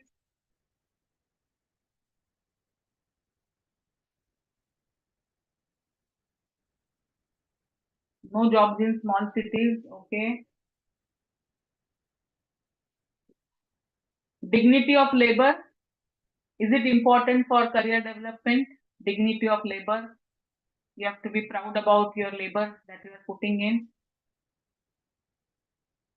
Okay. Connections with celebs. Knowing, big people, great people.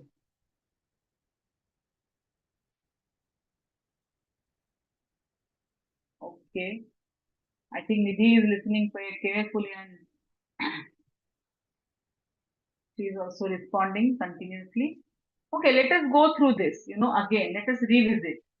Now, when as researchers we see, or as people who are observant and insightful, which of these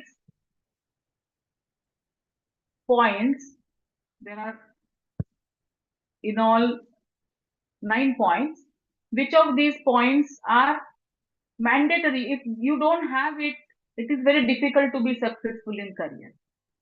So if you ask me, I would say skill building, decisiveness, confidence, seeking opportunities, and dignity of labor are the main 5 things which are at most essential for career in any field. Because they are the LCM, the least denominator as we call it. Because unless you have all these 5 things, it is very difficult to move ahead in any career. Impressive personality, okay, it may help sometimes, but it is not mandatory. You know, people even in the acting field or even in the glamour field who are not actually so-called, beautiful people, but yet they are successful because they have the skill of acting. There are people in sports who may not have kind of personality in the routine sense, but they are good in their skill, in their psychomotor skill, and they are successful. There are people who are emotionally intelligent, so they are successful. They may not be very good looking. So Sundar Hona, impressive personality, I would say that it has a second or third or fourth priority. It is not necessary. Yes, you have to be smart enough, but smart does not necessarily mean Sundar or beautiful in the routine sense of terms. Paisa, finance also, yes, many people would agree that, it makes all the difference. If you have good money, well, you can go and study in big colleges and big universities. But at the same time, we know so many people who, in spite of having lot of financial problems, difficulties, you know, have made their careers that people are awe.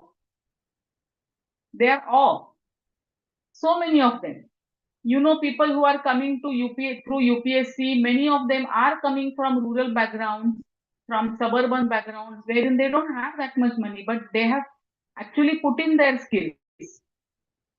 So finances, yes, it is important, but even if finances are not there, if you are smart enough or if you are decisive and you have confidence, some or the other point of time, you do come up above that requirement of finances, and then you generate your own finance.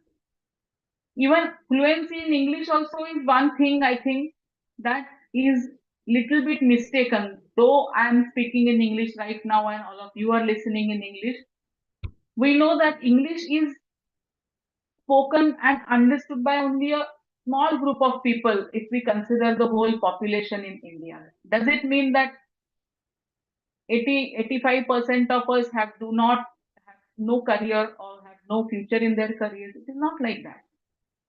It is required but not necessary. Even in spite of having a good fluency in English, so many Padma Bhushans and Padma Shris we have seen on the television, isn't it? So passion is more important than language.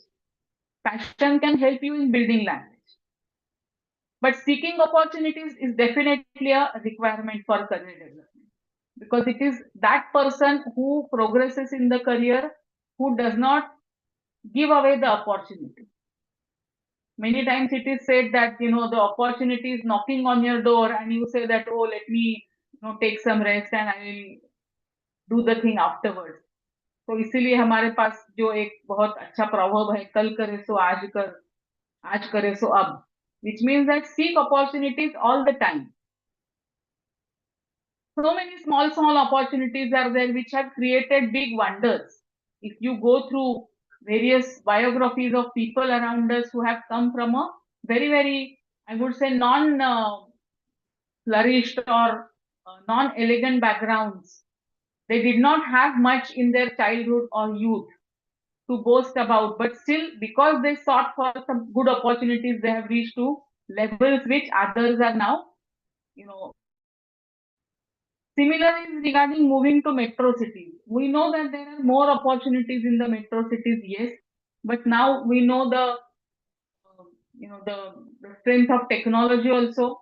So many a times people now think that instead of moving to metro cities, why not go back to our own roots and work there and use the technology which is being available to us and make our careers. There are so many youth whom I personally know who are now rerouting themselves to away from metro cities and making their own careers with a lot of satisfaction and dignity of labor, which I think again is a very important aspect. Everybody is not going to get jobs which will you know, be done in a very posh office and all AC is there and all kinds of material well-being is there. Not like that. Everybody is not going to get that, and those who get it also do have to do a lot of labor, maybe intellectual labor. But apart from that, physical labor should also be dignified. I mean, the dignity of physical labor should not be undermined, because that is where the confidence of independence. बड़े लोगों से जान पहचान also is something I think that people are misunderstanding about.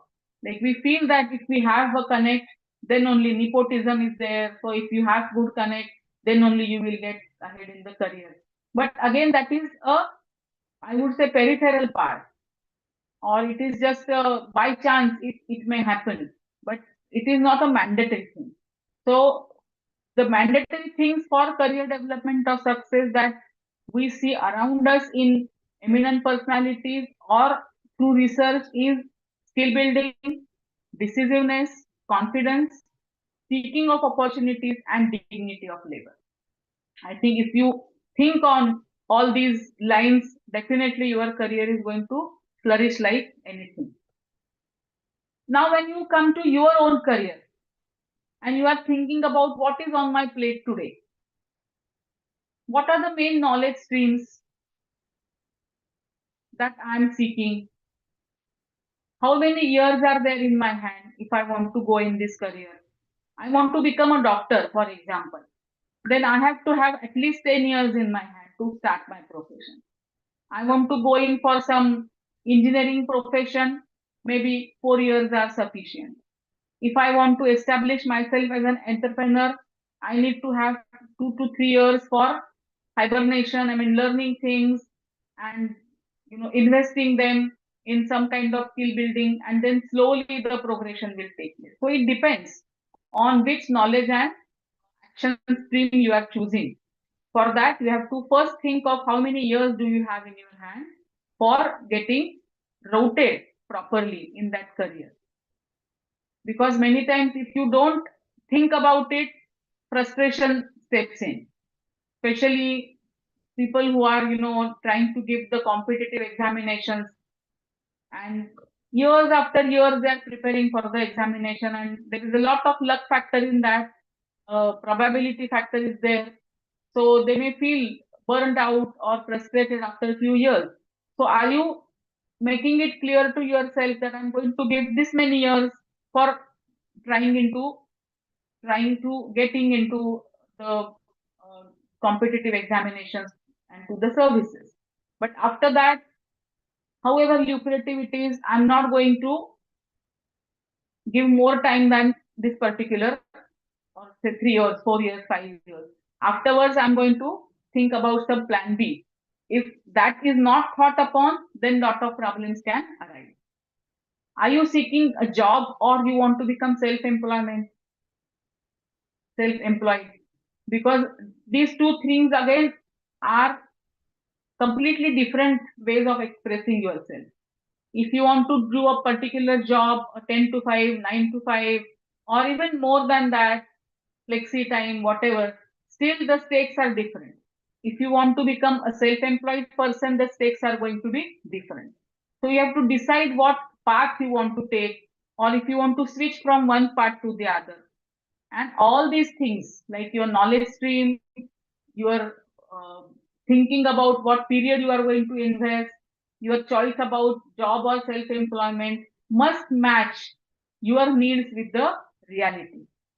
So what you need and what the real life is, work life is. If you are not aware of that, then also pursuing the career that you are most aspiring for may become a little bit different. Just to coming to the last part of the presentation, we call it career ke panchapyare.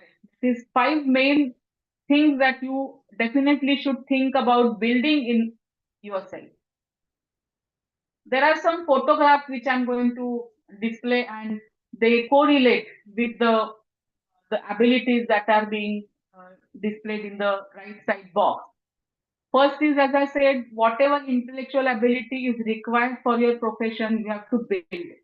Intelligence is something that has a limited scope for growth after a particular age.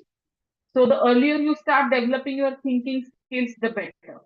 But at the same time, you can definitely improvise your abilities regarding thinking, critically or thinking creatively through lot of exposure and training. So all these intellectual skills have three main abilities or skills which one has to acquire for any kind of career growth. First is observation. You have to be very, very observant about what is happening around you. At the same time, a proper decision making ability is required, because many times not doing a decision also is a decision which has its own price. So you have to either say yes or no to certain parts rather than procrastinating things. So that decision making ability is important. You can see there is photograph of Vidya Balan, and why I have put up here, because of her ability to do observation. The versatile roles that she has done depict how keenly she observes how she has to actually perform. And that is what has contributed to her success. And there are many more such people also. These are just representations. In decision making, we can see there is one popular cricketer, and the decisions that he has taken from time to time have definitely contributed in his success as a cricketer, as a captain, as a team leader. Second set of abilities is emotional ability. I mentioned it earlier also, that just intelligence or just thinking capacity is not sufficient, though it is necessary. But one has to develop certain emotional abilities. One of them is self-regulation. A very interesting study has taken place in self-regulation, which is very popular, and it is called as the marshmallow experiment. Those who are those of you who are interested can just search Google about marshmallow experiment, and you will get a lot of information. Where a group of young children was tracked down for almost 25 years. And just giving it a nutshell, that the observation of children who display self-regulation in the early years, when they were tracked up to their late 20s or early 30s, it was found that these children who had self-regulatory behavior in early childhood became more successful than those children who did not have self-regulatory behavior in their childhood. So it is a very important asset of the personality for becoming successful and satisfied in any professional field. Self-regulation, twice here it has come, self-control and self-regulation both together. We know this figure very well, and we know how poised this person is, how self-controlled and self-regulated this person is, which has definitely contributed to his humongous achievement in the field.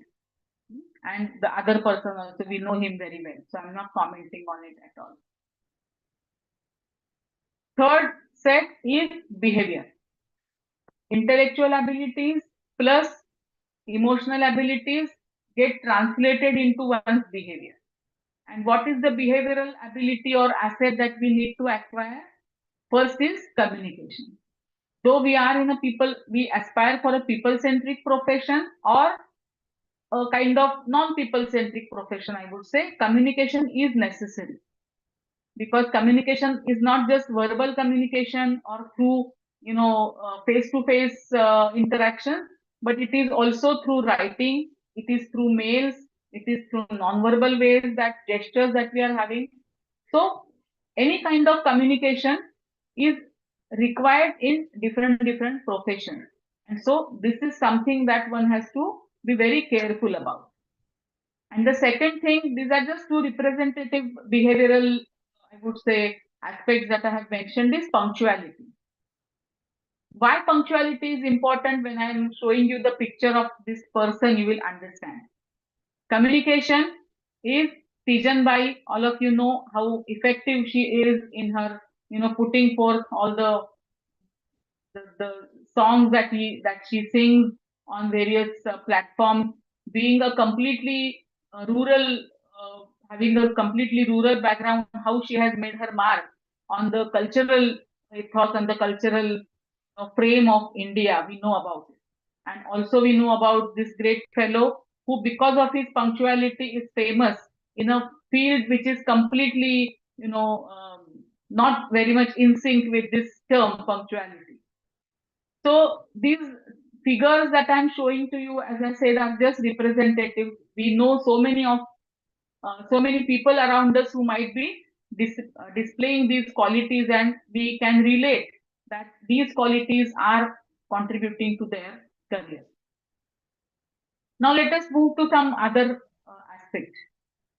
When we are talking about career, I am tempted to talk about her career also, because in our society, many a times there is a difference between his career and her career.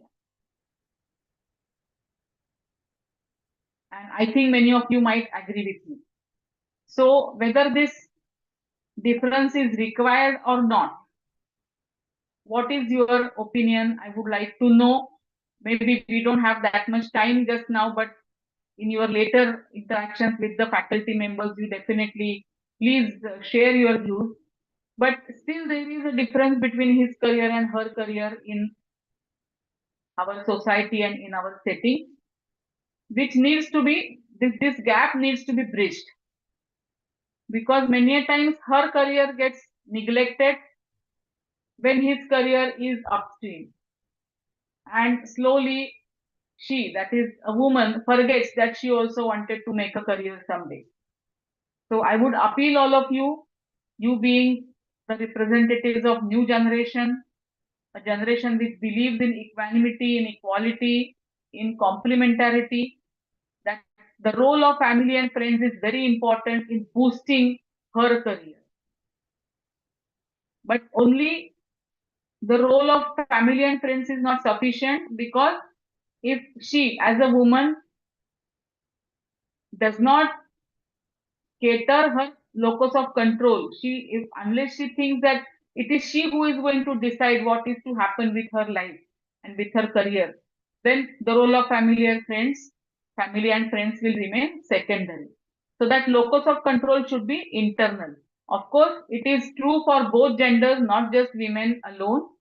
That internal locus of control, that is believing in one's own potentials, believing that I'm having hold of my own life, is required for anybody to, progress or take good decisions in the career journey.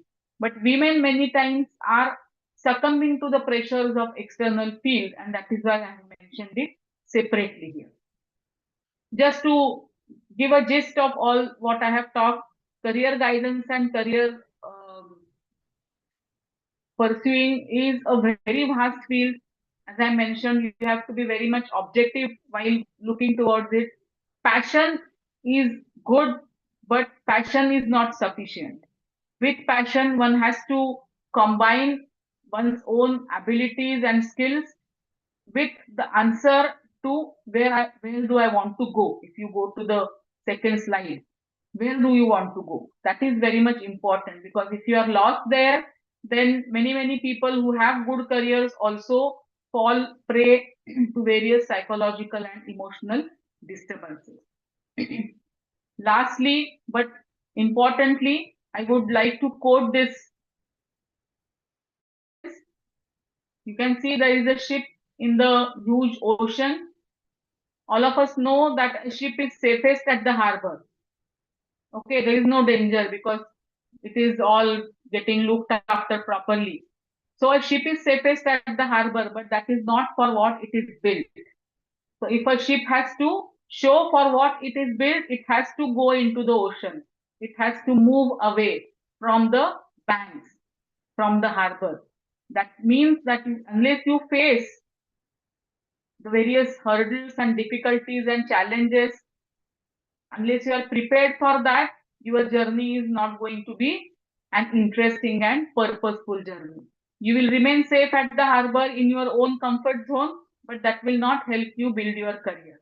So unless you come out of your comfort zone and accept the challenges, thinking of your abilities, skills, and all the other things that I mentioned, it is not going to do much difference. But I wish you all best of luck, and please go into the seas and make waves rather than keeping yourself at the harbor. Thank you, Sonam, for giving me this wonderful opportunity to connect to these children. I don't know from which areas they have come, but all of you are welcome to visit our site at Jnanaprabodhini and see what all we have with respect to career guidance and aptitude testing. And those of you who wish to know more about it can visit our website. It is displayed on the slide. Thank you so much. Thank you I so think much. I have finished in the time limit that was given as far as possible. Thank you so much, Anga ji. Let me first tell you that we have students from across the country और इस समय YouTube, Facebook और Zoom के through हमारे साथ around 5 to 6,000 students जुड़े हुए हैं. Thank you They so are much. more, yeah, they are replying more on Facebook and YouTube and less on here. So I have, though we are short of time, but I have some quick questions for you. Please do. Ma'am किसी ने ये पूछा है क्योंकि हमारा temperament जो होता है वो टाइम के साथ इवॉल्व हो जाता है, तो क्या हमको अपनी करियर चॉइस भी इवॉल्व करना क्या एक सही डिसीजन है या एक गलत डिसीजन रहता है? नहीं, मेरे ख्याल से करियर धीरे धीरे इवॉल्व होना एक बहुत ही अच्छा डिसीजन है, क्योंकि ऐसा हो सकता है कि बीच बीच में when you look back, when you get better insight of life and the things going on around you, you get bored of what you're doing, or you learn more things and you want to do something else, you want to do some value addition to your own life and also to the society. तो ऐसे कई लोग होते हैं कि जिनको बाद में 5, 6 या 10 साल के बाद ऐसा लगता है कि मैं अब स्विच करूं. हम जो कोर्सेस यहाँ पे चलाते हैं psychology campus, it's a very interesting fact that I would like to mention कि अभी हमारा जो ये पोस्ट ग्रेजुएट कोर्स चल रहा है यहाँ पे स्कूल साइकोलॉजी का, तो उसमें कई सारे इंजीनियर्स आते हैं आजकल जो आईटी में 10 साल 12 साल जिन्होंने काम किया और बाद में उनको लगता है कि now I want to make a difference to the society around me, so I want to switch my career. तो ऐसा कई लोगों को लगता है. तो सिर्फ ये जब लगता है तो उसको परखना चाहिए कि क्या ये मुझे वाकई में लग रहा है या just it is just an attraction, और it is just because of influence. लेकिन कई लोग ऐसे होते हैं जिनका करियर धीरे धीरे खिलता है. There are late bloomers as we say. तो पहले कुछ दिन तक वो एक करियर अपनाते हैं, उसके बाद में उनको कुछ नया दिखता है. As it is popularly called, ki there is a drummer inside you and he or she is calling you. So that call needs to be attended, but wisely. चंचल होना अच्छा नहीं है, लेकिन एक्सप्लोर करना डेफिनेटली अच्छा है. मैम एक और सवाल है. वैसे तो आपने ये जो ये पॉइंट है कवर किया है फाइनेंशियल स्टेबिलिटी को लेके, बट किसी ने पूछा है कि अगर जब आपको अपने करियर के डिसीजन लेने के बाद फाइनेंशियल स्टेबिलिटी नहीं मिल रही होती है और करियर आपका पैशन, आपने पैशन के थ्रू अपना करियर चूज करा है, तो आपको अपना टेम्परामेंट को कैसे बैलेंस करना है कि पैशन तो मेरा ये है, उसके थ्रू मैंने करियर चूज करा है, बट अब पैसा मुझे उसमें नहीं मिल रहा है, तो ऐसे सिनेरियो में क्या करना है, अपने आप को कैसे समझाना है? बहुत ये मैं समझती हूँ कि जरूर पेचीदा सवाल ही है, क्योंकि इसमें एक थोड़ा सा जैसे मैंने कहा कि मुझे अंदर से क्या लगता है और मेरी जरूरतें क्या है, इसका एक संघर्ष होना बहुत अटल है. अब ऐसा जब होता है तो उसमें से कुछ गोल्डन मीन निकालने की जरूरत होती है. यानी कुछ लोग ऐसा भी कहते हैं या करते हैं कि चलो मेरी पैशन ही मेरा सच्चा ईमान है, अगर मुझे पैसा मिले ना मिले कोई फर्क नहीं पड़ता. लेकिन वो अगर माइंडसेट नहीं है या फिर कुछ रिस्पॉन्सिबिलिटीज है जिसकी वजह से फाइनेंशियल बैकअप होना, एक अच्छा मेंटेन्ड मंथली इनकम होना भी जरूरी है. तो उसका कुछ गोल्डन मीन निकालने की जरूरत है. जैसे एक इकिगाई नाम की कंसेप्ट है, अगर आपने सुनी होगी, जापानीज कंसेप्ट है. तो इकिगाई के बारे में अगर हम सोचते हैं तो जो ऐसा काम चूज करना चाहिए कि जिससे मेरी पैशन भी कुछ हद तक, मे भी पूरी नहीं, लेकिन कुछ हद तक वो सेटिस्फाई होती हो और मुझे उससे फाइनेंशियल बैकअप भी मिलता और कंट्रीब्यूट कर सकती हूँ, कर सकता हूँ. या फिर ऐसा हम कुछ कर सकते हैं कि जो हमारी पैशन है उसको हम हॉबी में कन्वर्ट करें कुछ देर तक, जब तक कि मेरा एक सेटलमेंट नहीं हो जाता है.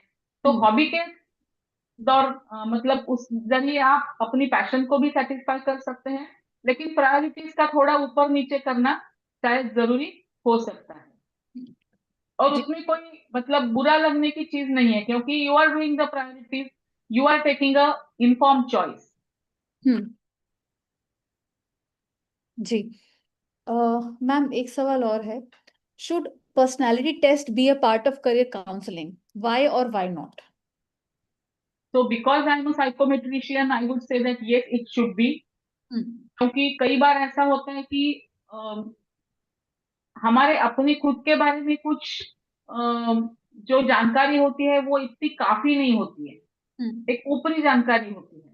जब कोई साइकोमेट्रिक टेस्ट आप देखते हो तो वो बहुत डिटेल्ड होती है, जिसमें से आपको भी जो पता नहीं चलते ऐसे कई आपके जो एसेट्स हैं या आपकी कुछ लिमिटेशंस है वो उजागर हो सकती है। एक बार वो जब उजागर हो जाती है तो फिर कौन से ऐसे एस्पेक्ट्स है कि जिनके बारे में आपको खुद को कुछ काम करना चाहिए ओवरकम करने के लिए अपनी लिमिटेशंस, उसका भी गाइडेंस आपको मिल सकता है।